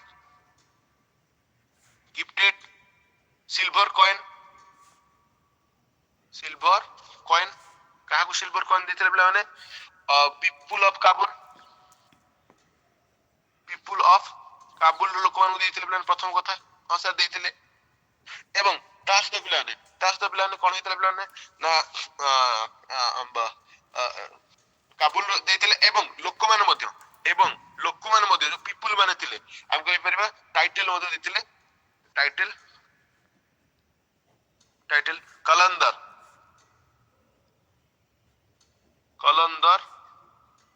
Kalandar given by Kabul people to ବାବରକୁ ମିଳିଥିଲା। ବାବରକୁ ଏଇ ଖୁସିରେ ପିଲାମାନେ ଆପଣଙ୍କର ବାବରଙ୍କ ପୁଅ ହିମାୟୁ ମଧ୍ୟ ଜନ୍ମ ହେଇଯାଇଛନ୍ତି। ଏଇ ଖୁସିରେ ପିଲାମାନେ ହିମାୟୁ ମଧ୍ୟ ଯୋଉ ଆପଣ ଜାଣିଛନ୍ତି ପିଲାମାନେ ଯାହାକୁ ମାଲି କାପୁର ବା ହଜାରେ ଦିନାର ଯୋଉ ଆଣିଥିଲେ ପିଲାମାନେ ଯୋଉ କୋହିନୂର ହୀରାକୁ ସାଉଥ ଇଣ୍ଡିଆରୁ କାକତିୟ ଡାଇନେଷ୍ଟିରୁ ସେଇଟା ମଧ୍ୟ ଗିଫ୍ଟ କରିଥିଲେ। ଏଇଟା ଭୁଲି ଯାଇଥିଲେ କହିଲେ ଲେଖ ପିଲାମାନେ। ଆପଣ କହିବେ ପିଲାମାନେ କଣ ଏଇଠି କଣ ଆମେ କହିବା ହ୍ୟୁମାୟୁନ। ଏଇ ଖୁସିରେ ହ୍ୟୁମାୟୁନ gave Kohinoor diamond very important planet Kohinoor diamond to his father Babur। तो बाबा बाबर को ଦେଇଥିଲା ବାବର, ଯୋଉଟା କି ଆପଣ ଜାଣିଛନ୍ତି ପୂର୍ବରୁ ମାଲି କାପୁର ଆଣିଥିଲା ଯାଇକି କାକତିୟ ଡାଇନେଷ୍ଟି ସାଉଥ ଇଣ୍ଡିଆର ମାଲି କାପୁର ଯୋଉ ହେଞ୍ଜଡା ଥିଲା ଯୋଉଟା ଯୋଉ ହଜାରେ ଦିନାର ତାକୁ ମଧ୍ୟ ଆପଣ ଜାଣିଛନ୍ତି ହେଲା ନା। ଏବେ ବର୍ତ୍ତମାନ ଦିଲ୍ଲୀରେ ଶାସନ ଚାଲିବ। ବର୍ତ୍ତମାନ ପାଳି କାହାର ପଡିବ ନା? ବର୍ତ୍ତମାନ ପାଳି ପଡିବ ପିଲାମାନେ କାରଣ ରାଣା ସାଙ୍ଗା ପିଲାମାନେ। କାହିଁକି? କାରଣ ତୁ ମତେ କହିଥିଲୁ ଯେତେବେଳେ ମୁଁ ଇବ୍ରାହିମ ଲୋଦିକୁ ଆଟାକ କରିବି ସାହାଯ୍ୟ କରିବି, ଧୋକା ଦେଲୁ ମରିବୁ, ମିଛ କହିଲୁ ମରିବୁ, ତୋ ପାଳି ପଡିଲା ତତେ ଗୋଡେ ଗୋଡେ ହାଣିବି। ତେଣୁକରି ବର୍ତ୍ତମାନ ବେଟଲ ଅଫ ଖାନୁଆ ତା ପର ବର୍ଷ ବେଟଲ ଅଫ ଖାନୁଆ। ଓକେ, ଧୋକା ଦେଇକି ଛଡା ହବାର ନାହିଁ। ହଁ, ତମମାନଙ୍କ ସାଙ୍ଗ ବି ଯିଏ ଅଛି ଠିକ ବେଳକୁ ହଁ ହଁ କହି ମନା କରିଦବ, ତାକୁ ଟିକେ ଏଇ ଗପଟା ଶୁଣେଇଦବ ହେଲା। ହଁ, ଦେଖିବା ସେ ବିଷୟରେ ଡିସ୍କସନ ପରେ କରିବା। ସତ୍ୟ ଭଲ ସଜେସନ ଦଉଛନ୍ତି ବଟ ଦେଖିବା। ଚାକିରି କରିସାର, ମୁଁ କେମିତି ତମଠୁ 5,000 କୋଉଠୁ ଆଣିବ? ତମେ କୋଉଠୁ ପଇସା ଆଣିବ ମତେ କୁହ? 5,000 ସେତେବେଳେ ତମେ ଦବ ଯଦି ଚାକିରି କରିବ ନା, ଦରମା ଆସିବ ସେତେବେଳେ ନା। ଆଉ ଆଚ୍ଛା ମତେ କୁହ, ଏ ପର୍ଯ୍ୟନ୍ତ କ୍ଲିୟର ପିଲାମାନେ? ଏ ପର୍ଯ୍ୟନ୍ତ କ୍ଲିୟର ସମସ୍ତେ? ମତେ ଟିକେ ସମସ୍ତେ କୁହ। ହଁ ନା ଏବେ ଆମେ ଦେଖିବା କଣ ପିଲାମାନେ ନା ବେଳା ପଡିଲା ବେଲା ଆର ବୋଲ ଖାନୁଆ ଯୁଦ୍ଧରେ ହଉଛନ୍ତି ରାଣା ସାଙ୍ଗର ବେଳା ଖରାପ ପଡିଯିବ। ଚାଲ ଏବେ ଦେଖିବା ତ କାହା ଭିତରେ ହେଇଥିଲା? Between Babur and Rana Sanga.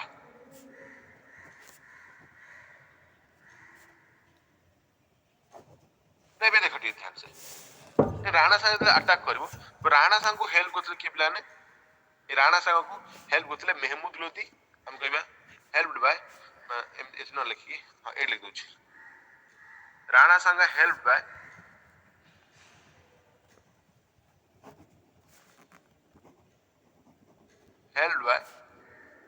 ଦି ଜଣ।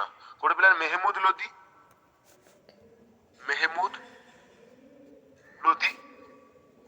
ବ୍ରାକେଟ ଲେଖିଦିଅ, ବ୍ରଦର ଅଫ ଇବ୍ରାହିମ ଲୋଦି। ଭାଇ ମରିଛି, ରାଗ ଅଛି, ବ୍ରଦର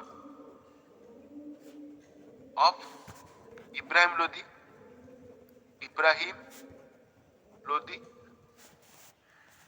ଆଉ କିଏ?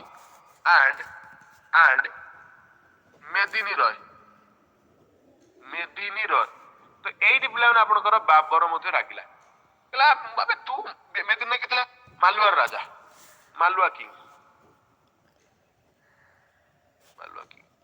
तो ये पिला रागिला बाबर एइटी कहला देखे मेदिन जो मेदिन राय तोर मु कोन असुविधा करछि तोर कोन करछि को भाई ताको साहाଯ୍य करछु ମୁଁ ତ ଯେତେବେଳେ ପାନିପତ ଯୁଦ୍ଧ ଲଢିବାକୁ ଗଲି ୟାକୁ ସାହାଯ୍ୟ ମାଗିଲି ମତେ ତୁ ପ୍ରଥମରୁ ମନା କଲୁନୁ ରାଣା ସାଙ୍ଗା ତୁ ମତେ ହଁ ମାଇଲୁ ମୁଁ ତୋ କଥା ରାଗୁ କହିଲି ତୁ ମତେ ଠିକ ନାହିଁ କଲୁ ଧୋକା ଦେଲୁ ତୁ ମରିବୁ ହଁ ତୋ ସାଙ୍ଗରେ ଯୁଦ୍ଧ କରିବାକୁ ସାହାଯ୍ୟ କରୁଛି କିଏ ମେହମୁଦ ଲୋଧି ଠିକ ଅଛି ମୁଁ ତାର ଦୁଃଖ କଷ୍ଟ ପୀଡାକୁ ବୁଝିପାରୁଛି ତା ଭାଇକୁ ମୁଁ ଯେହେତୁ ହତ୍ୟା କରିକି ଏଇ ଜାଗାକୁ ଆସିଛି ସେ ତୋ ସାଙ୍ଗରେ ଯୁଦ୍ଧ କରିବାକୁ ଆସୁଛି ଗୋଟେ ଜଷ୍ଟିଫିକେସନ ଲାଗୁଛି ଜଷ୍ଟିଫାଏ ଲାଗୁଛି ତୁ କୋଡା ମୁଁ କଣ ଆସୁଛି ତତେ କିଏ କହିଲା ଆସିବ ତେଣୁକରି ତାପରେ କହିଲା ହଉ ଆ ତାପରେ ତୋ ପାଳି ପଡିଯିବ ବ୍ୟସ୍ତ ହନା ତେଣୁକରି ଏଇ ହଉଛି କଥା ତେଣୁକରି ରାଣା ସାଙ୍ଗ ହେଲ୍ପ କରୁଥିଲେ ଏ ଦି ଜଣ କହୁଥିଲେ help Rana Sanga in battle help କରିଥିଲେ help Rana Sanga in battle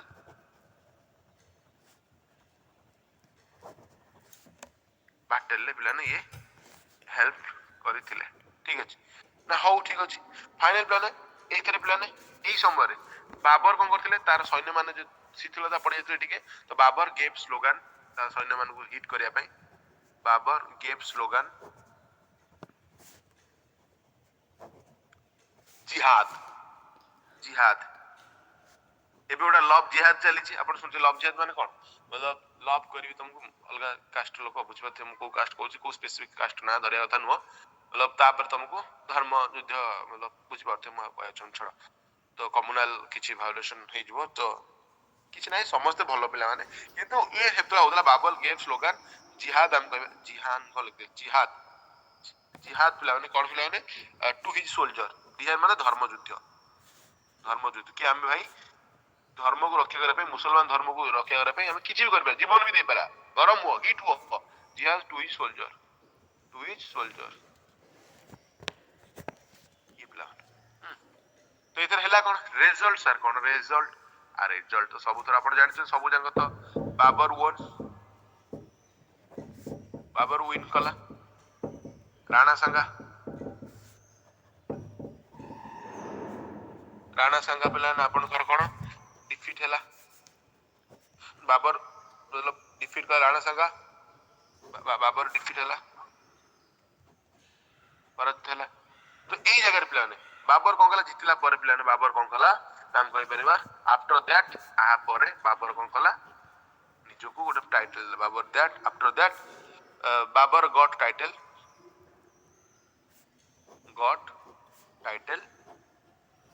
गाजी कोन माने गाजी तर गाजी रो माने कोन गाजी रो मतलब पिला ने कोन कहि परिबा हु किल्ड काफिर जे काफिर मान को मारिछ हु किल्ड काफिर आ काफिर मान तुम जानिछ काफिर अगेन मीनिंग पिला ने हु डज नॉट फॉलो हम कहि परिबा मुसलमान धर्म हु डज नॉट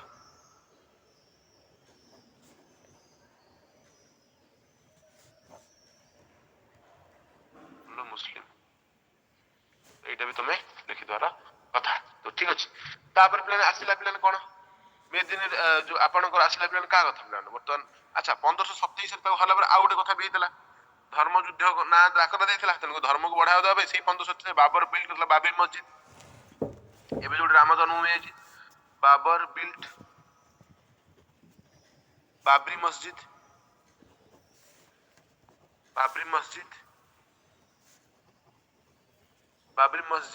का द्वारा बाय मीर बाकी जन था कमांडर मीर बाकी BAQI ए मीर बाकी थे बेले कमांडर थिल तार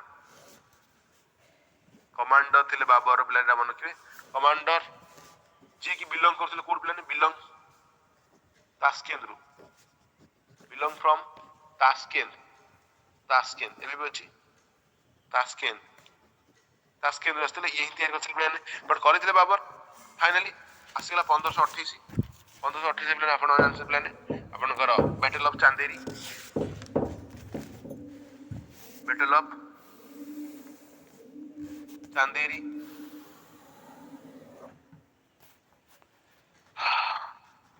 1528 रे का बेला खराब पड़िबो का बेला खराब पड़िबो का बेला खराब पड़िबो बेदिनी राय हां इबु बाड़े तो घोषाडी घर आनी पिटिबो ना रो तो गला बाबर अटैक करथला बाबर अटैक मेदिनी राय रॉय राय लिखो जालो चलो मेदिनी राय हां इन द बैटल ऑफ हम कोई बेरे कोन चंदेरी चंदेरी एतला कोन अब कोन सब जे तो बाबर जितो तो बाबर डिफीटेड एंड किल्ड मेदिनी हरेला मारला बाबर डिफीट कला डिफीटेड एंड हत्या मध्य कला किल्ड मेदिनी राय खत्म मेदिनी राय रो किस्सा खत्म तो आबर कोन है प्लान तापर बाबर आउडे मचिची मोहम्मद मेहमूद लोदी तो मचिची राणा संग साहाଯ୍य करथला ता भाई से बचिची नेक्स्ट बैटल ऑफ घाघरा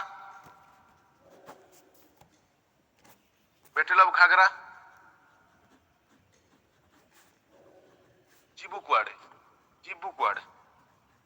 केते रहतला प्लान ये आपण जदी खेले 1529 रे लास्ट युद्ध 1529 रे तो आमे को बेरे कोन ना एथरे कोन थला बाबर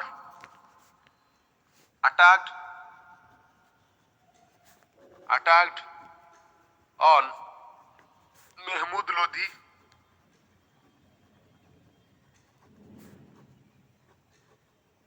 इधर हेला कौन Babar जीतिला Babar win and Mehmud Lodi defeated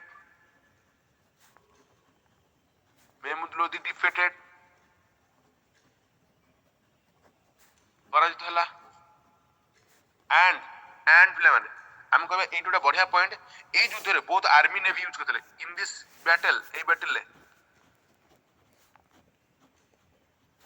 उभय तरफ बोथ आर्मी एंड नेवी रो यूज हेतला ये भी आपण मनक थिबला ने तो आ पर पिलाने फाइनली आसी गला 1530 रे प्लान कोन हबो ना बहुत इंपोर्टेंट कोन हबो ना बाबर डाइड एट आगरा बाबर मरिगला डाइड एट आगरा रे मला तर टॉम्ब मान समाधि कोट रखाला पिला माने सेई आमे कहि परिबा आपण करो हां आगरा रा आरामबाग जोटे थला आरामबाग बाग माने बगीचा बाग ऑफ आगरा बट एटा आपण मन के बट परवर्ती समय रे आपण लिखि दियौ परवर्ती समय रे आपण कहि कोना इट वाज टॉम्ब जो समाधि शिफ्टेड हेतला प्लान टॉम्ब शिफ्टेड टू काहे कोन मु कहबा आगो shifted to Kabul by Akbar काहे कोन मु कहबा आगो हला एति लिखि दे प्लान लिखि देले टिके मते कमेंट कलो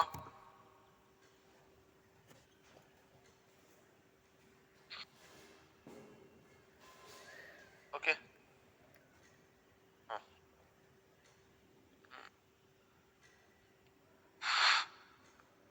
हाउ प्लान एटा हम टिके बाबर विषय आ किछि फैक्ट हेबे लिखिबा ये तो तांको स्टोरी पूरा हला बट तांकर फैक्ट विषय आ किछि दिता झाड लिखिया 10 टके पढिया ना टाइम हबो ना ना आपण माने कोन व्यस्त हो मुसी पे तो 6:30 रु ही जणे देतिले कि आपण माने 7:30 रेडी हो जातो आपण माने खाइ पी के गाधे पाधे कि कोन करे कि रेडी हो जातो तो टिके आपण माने कंप्रोमाइज करियो पड़ियो आपण गाधेबेनी खाइबेनी कहे नाई मु 9:30 रे क्लास होले गाधे खाइबी कि कॉलेज भाई तम मानु टिके टिके सैक्रिफाइस तो एयोडा ही सैक्रिफाइस करियो पड़ियो गोटे स्टूडेंट सकाळु रेडी जा आपण जान शीत दिन हम जेना शीत तो होते सकाळु गाधेले भलो हम काकुली गाधे जाइलानी काकुली गाधे जाइलनु हे छे काकुली को श्रेणी तोर सप्तम श्रेणी पढ़लुणु काकुली सप्तम श्रेणी पढ़लानी सी ना सप्तम श्रेणी माने अरे सी तो एगुरा पढ़ुथिबो सप्तम श्रेणी रे एगुरा ही पढ़ुथिबो ଅତଶ୍ରେଣୀ ବହିରେ ଏଇ ଟିକେ ଦେଇଥିବ ଆଉ 2 ଧାଡି 3 ଧାଡି ଛୋଟ ଛୋଟ ପାରା ଗୋଟେ ଦେଇଥିବ ଏତେ କିଛି ଦେଇନଥିବ ଛୋଟ ଛୁଆ ଏରାକ ମନେ ରଖିପାରେ ତ ଇଏ ରହିଲା ତାର ଫ୍ୟାକ୍ଟ କିଛି ଲେଖ ଫ୍ୟାକ୍ଟ ଲେଖ ତ ପିଲାମାନେ ଗୋଟେ ଅଟୋବାୟୋଗ୍ରାଫି ଥିଲା ଅଟୋବାୟୋଗ୍ରାଫି ମାନେ ନିଜ ଷ୍ଟୋରି ନିଜେ ଲେଖିବା ନିଜ କାହାଣୀ ନିଜେ ଲେଖିବା ଅଟୋବାୟୋଗ୍ରାଫି ଆଉ ବାୟୋଗ୍ରାଫି ମାନେ ମୋ କାହାଣୀ ଆଉ ଗୋଟେ କିଏ ଲେଖିବ ହେଲା ତ ଅଟୋବାୟୋଗ୍ରାଫି ଦେଖିବା ତୁଝ ବାବରି ତ ଅଟୋବାୟୋଗ୍ରାଫି ଯଦି ଦେଖିବା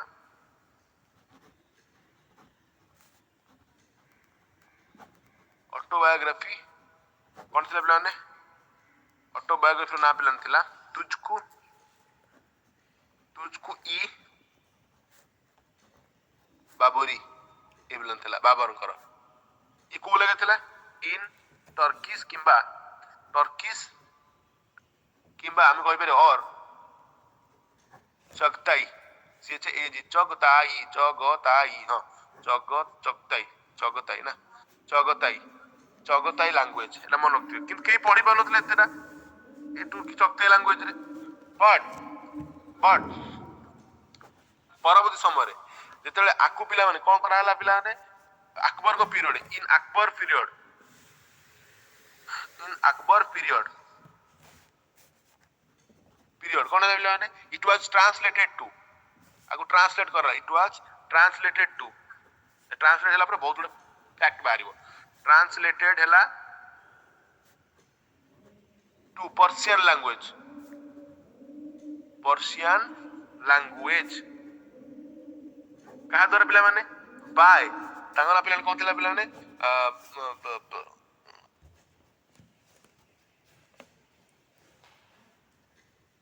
ହଁ ଅब्दुल रहीम खाने खाना बाय अब्दुल रहीम खाने खाना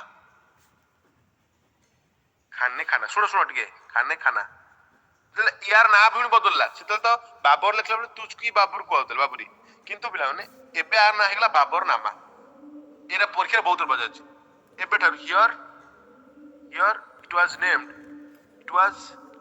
रिनेम्ड कहबे रिनेम्ड हला पर कोन बाबर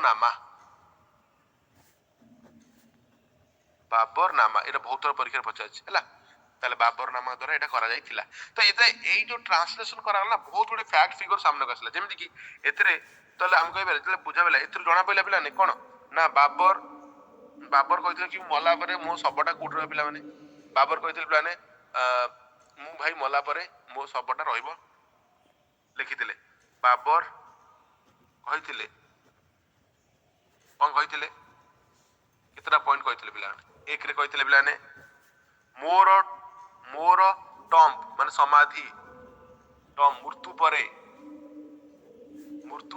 काबुल रे रहिबो सेति पई अकबर नै जेतिले आग्रा टू सेति पई ट्रांसफर करथले शिफ्ट करथले सेति पई अकबर शिफ्ट करथले shift tomb Agra to Kabul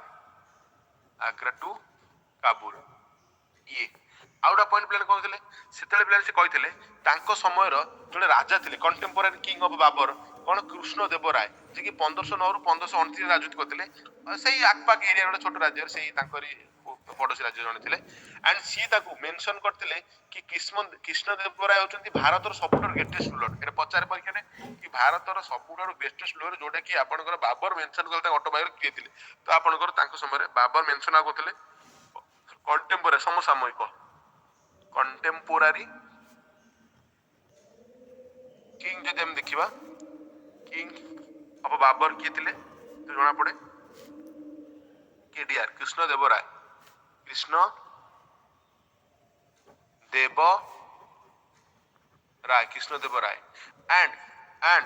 and Babur Krishna Deva Raya को ग्रेटेस्ट रूलर ऑफ इंडिया कहिथिले सेइथरे ग्रेटेस्ट संपर्क भलो थला बोला ग्रेटेस्ट रूलर ऑफ इंडिया से नाटा मोर मन पड़ने कोठी कार तो आपण चाहि भी देखि देबे टी कोठी कृष्ण देव राय गूगल करके बट दरकार नै लिखि देबे टी हला तो ये पण आपण मन काम अच्छा ये केबे रूल करथिले माने 1509 रु 1529 रु 1529 माने देखन पूरा बाबरकर समय रे ही ये हाईलाइट करथिले हला तो ये भी हमें कही पारिबा।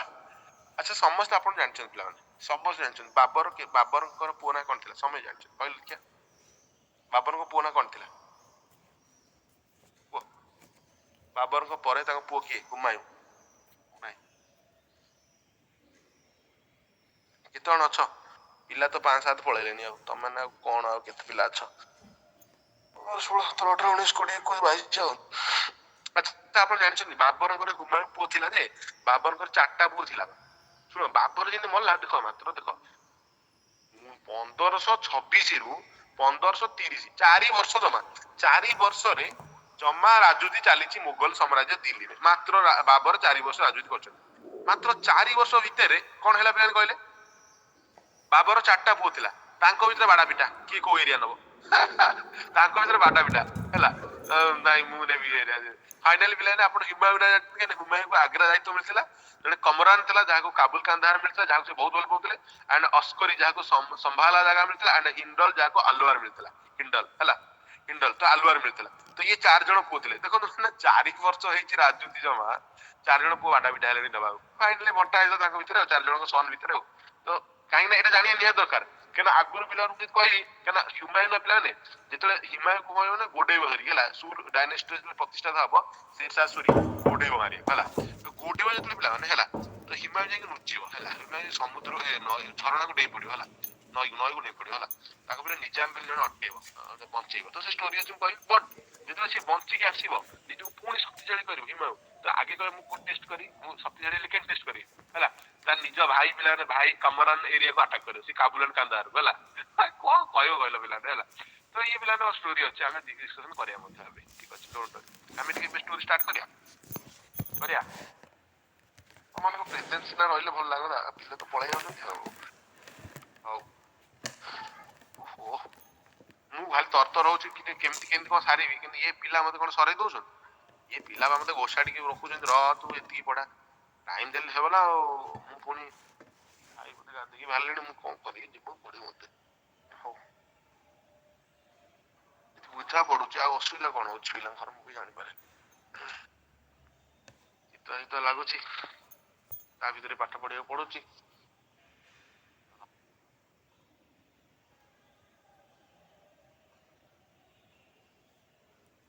नहीं रे टिके लिखि देला पिले एटा टिके लिखि दियो एटा टिके लिखि दियो बाबर had 4 sons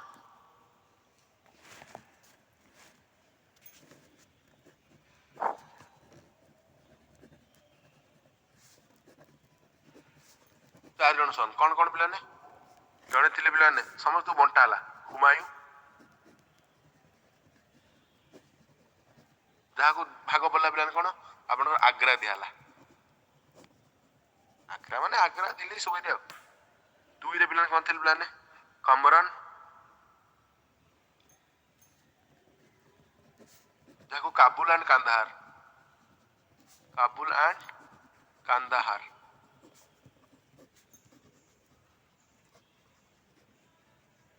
तीन पिला ना आपण के आसीबो अस्करी अस्करी को दियाला कौन पिला ने संभाल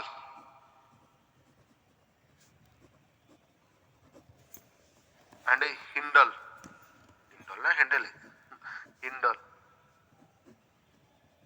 हिंडल को दियाला अलुआर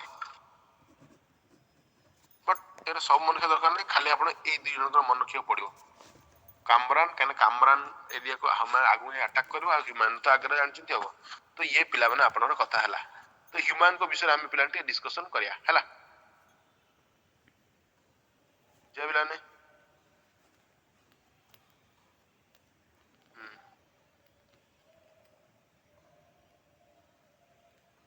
अच्छा मते टिके आपन गोटे कथा हले कहिए पिला माने गोटे कथा कहिए पिला माने कोन कहिए पिला ने कहले मते गोटे कथा कहि मते स्टोरी स्टार्ट करबी घाघरा जो युद्धटा काका भीतर हेतला बे जो डिस्कशन करले 1538 घाघरा काका भीतर हेतला को सेडू लिंक करबी कथा सेडू लिंक करबी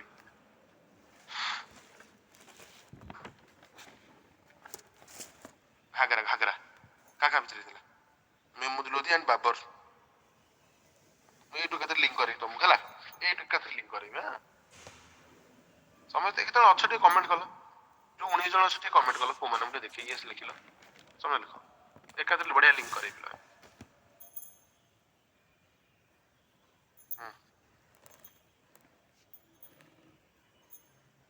ଓ ନା ଏବେ ଧ୍ୟାନ ସେ ଟିକେ ଶୁଣ, ନା ଏବେ ଧ୍ୟାନ ସେ ଟିକେ ଶୁଣ, ଧ୍ୟାନ ସେ ଯୋଉ ହେଇଥିଲା 4 ନମ୍ବର ଯୁଦ୍ଧଟା ଘାଗରାଟା, ମେହମୁଦ ଲୋଧି ପରାଜିତ କିନ୍ତୁ ମରି ନଥିଲା, ଧ୍ୟାନ ସେ ବୁଝିବ, ମରି ନଥିଲା, ହାରିକି ଦୌଡ଼ିକି ଲୁଚି ଭାଗି ପଳେଇଥିଲା ହେଲା।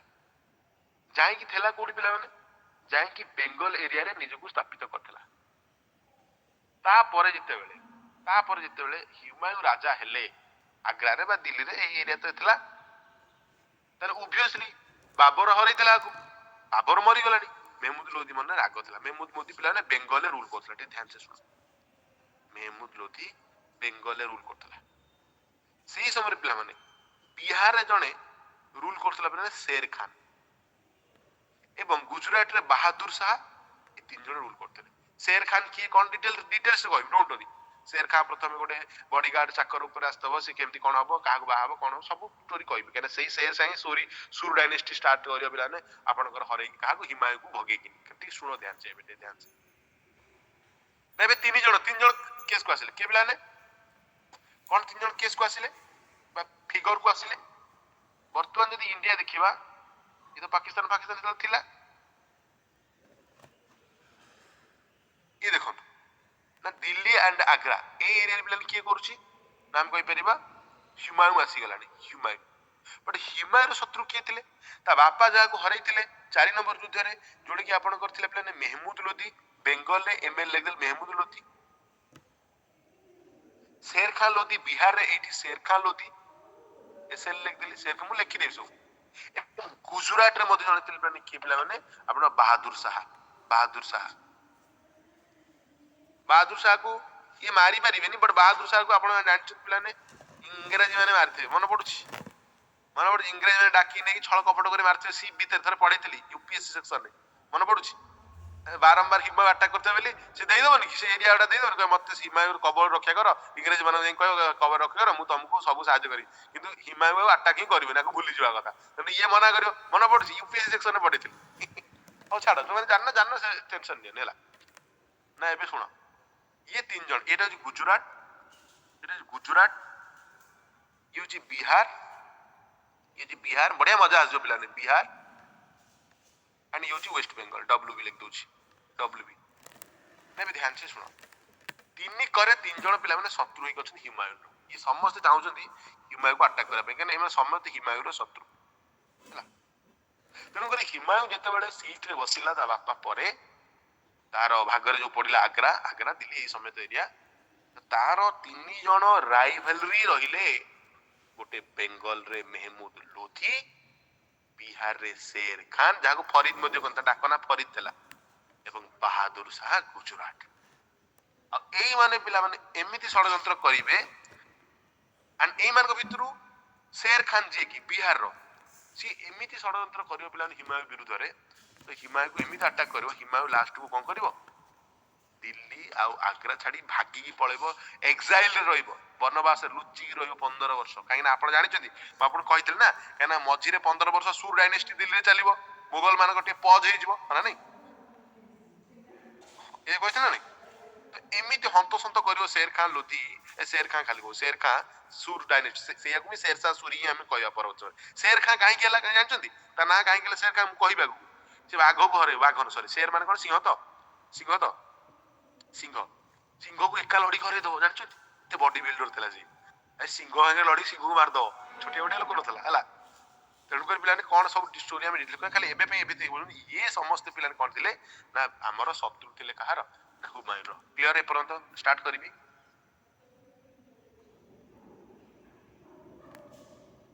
तो हुमायूं 1500 कौन पिलाने 1540 जाके पूरा ठीक ठाक रही, 1540 जाके ठीक ठाक रूल कर।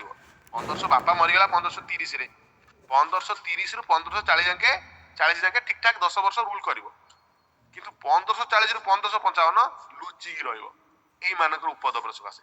फिर भी जो 1540 भितर से केतरा अटैक करथिबो कि ह्यूमन केतरा अटैक करू जंती कालिंजर ऊपर अटैक करथिबो किछि लाभ होबन कालिंजर ओटे जगह थियो जहां अटैक करियो किंतु किछि कर परिबोनी जंती पिलाने दोहरिया आपनकर गोमती नदी कतरा मेहमूद लोदी ऊपर मते अटैक करियो मेहमूद लोदी हला मेहमूद लोदी ऊपर अटैक करियो हे किछि होबने किछि कर परिबोनी कार किछि कर परिबोनी खाली नॉर्मल से अटैक करथो पिला माने नेबे ध्यान से के सुनो प्रथमे जिते बेले ह्यूमन सीट रे बसिला हिमायु जेतले आपण खाली स्टोरीटा कहि देकी बंद कर देबी हला मते 9:30 जिबार अछि 10:30 करबानी काना मु जिबी मो भाई रेडी हेबे भारी काना हमर जो माने मो पीसी मा माने पीसा मरछन ना तो हम घर जो जाय नि पिला एम सुनिथिबे आपण माने कि हम घर सब धळा लुगा पुगा गले पीसी मा सेठी पिंधिबे तांकर पुनी कर्म हबो सुनछ ना नै हम मामू घर ना तांकर तो हुए सेति पई हम नेकी जो पड़ो न आउटी लेट करथि चलथांता बट टिके शीघ्र जो पड़ो भाई तो बाहर जो पड़ो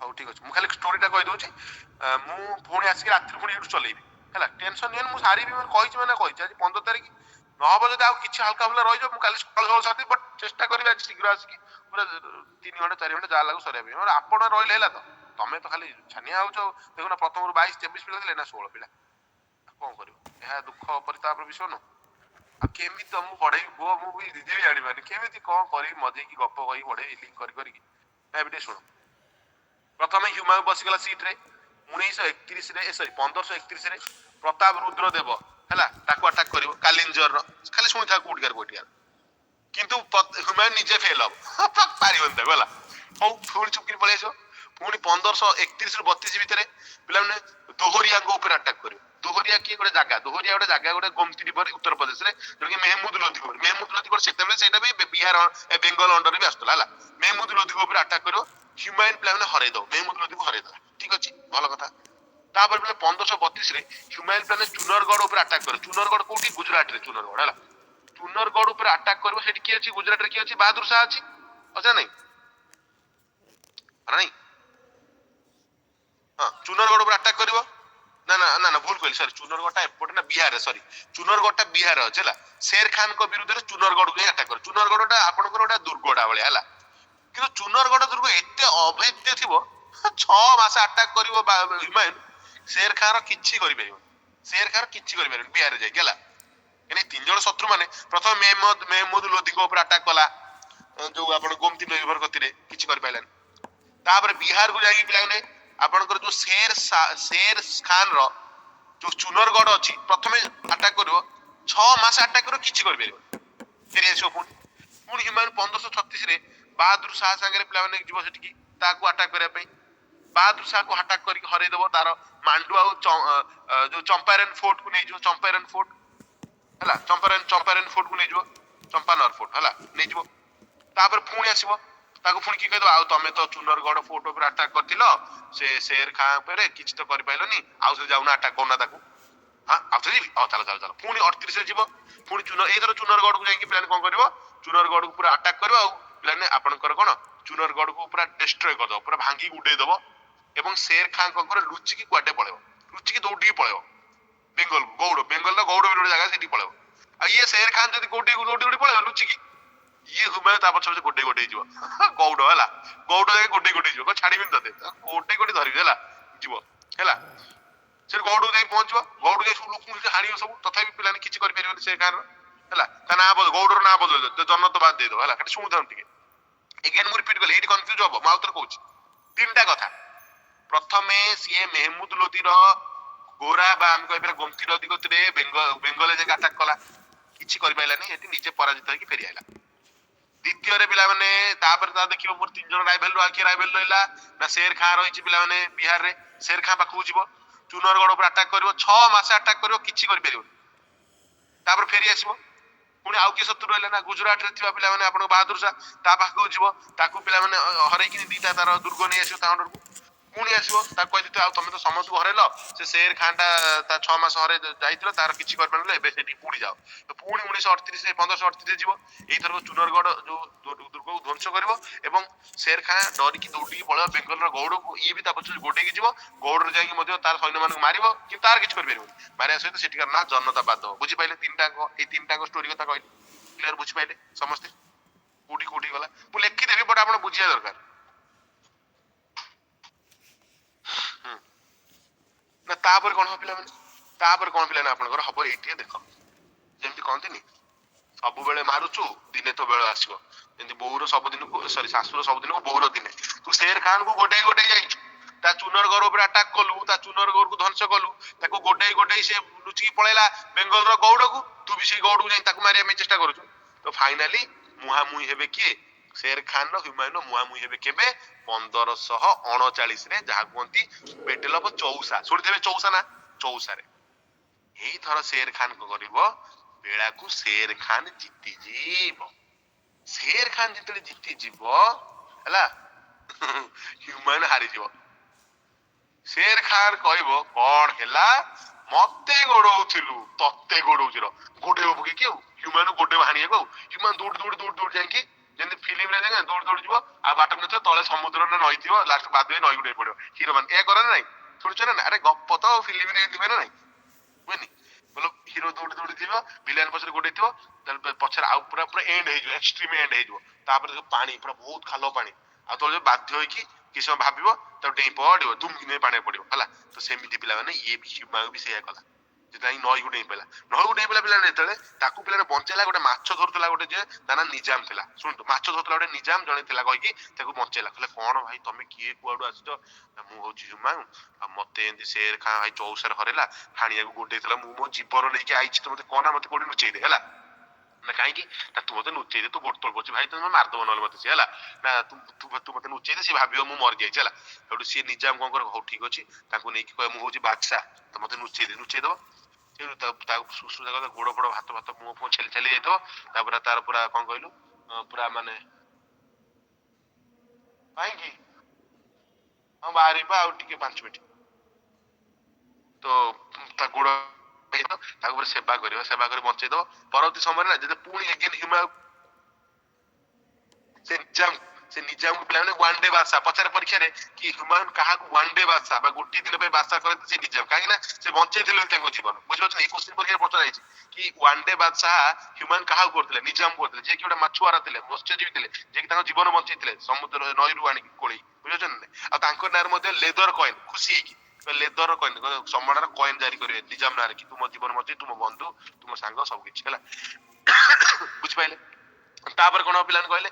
ତାପରେ ପିଲାମାନେ ଇଏ ଆପଣଙ୍କର କଣ ହବ ନା ଲୁଚିଯିବେ ଯାଇକି। ମୁଁ କହିଦଉଛି ପିଲାମାନେ, ଆମର ଯୋଉ ଆମର ଯୋଉ କିଏ କହିଲ, ଯୋଉ ହ୍ୟୁମାନ ଯାଇକି ଲୁଚିବେ ତାଙ୍କ ସାଙ୍ଗକୁ, ତାର ଭିତରେ ଲୁଚି ଲୁଚି ବାହା ହେଇଛି ଜଣକୁ ହେଲା।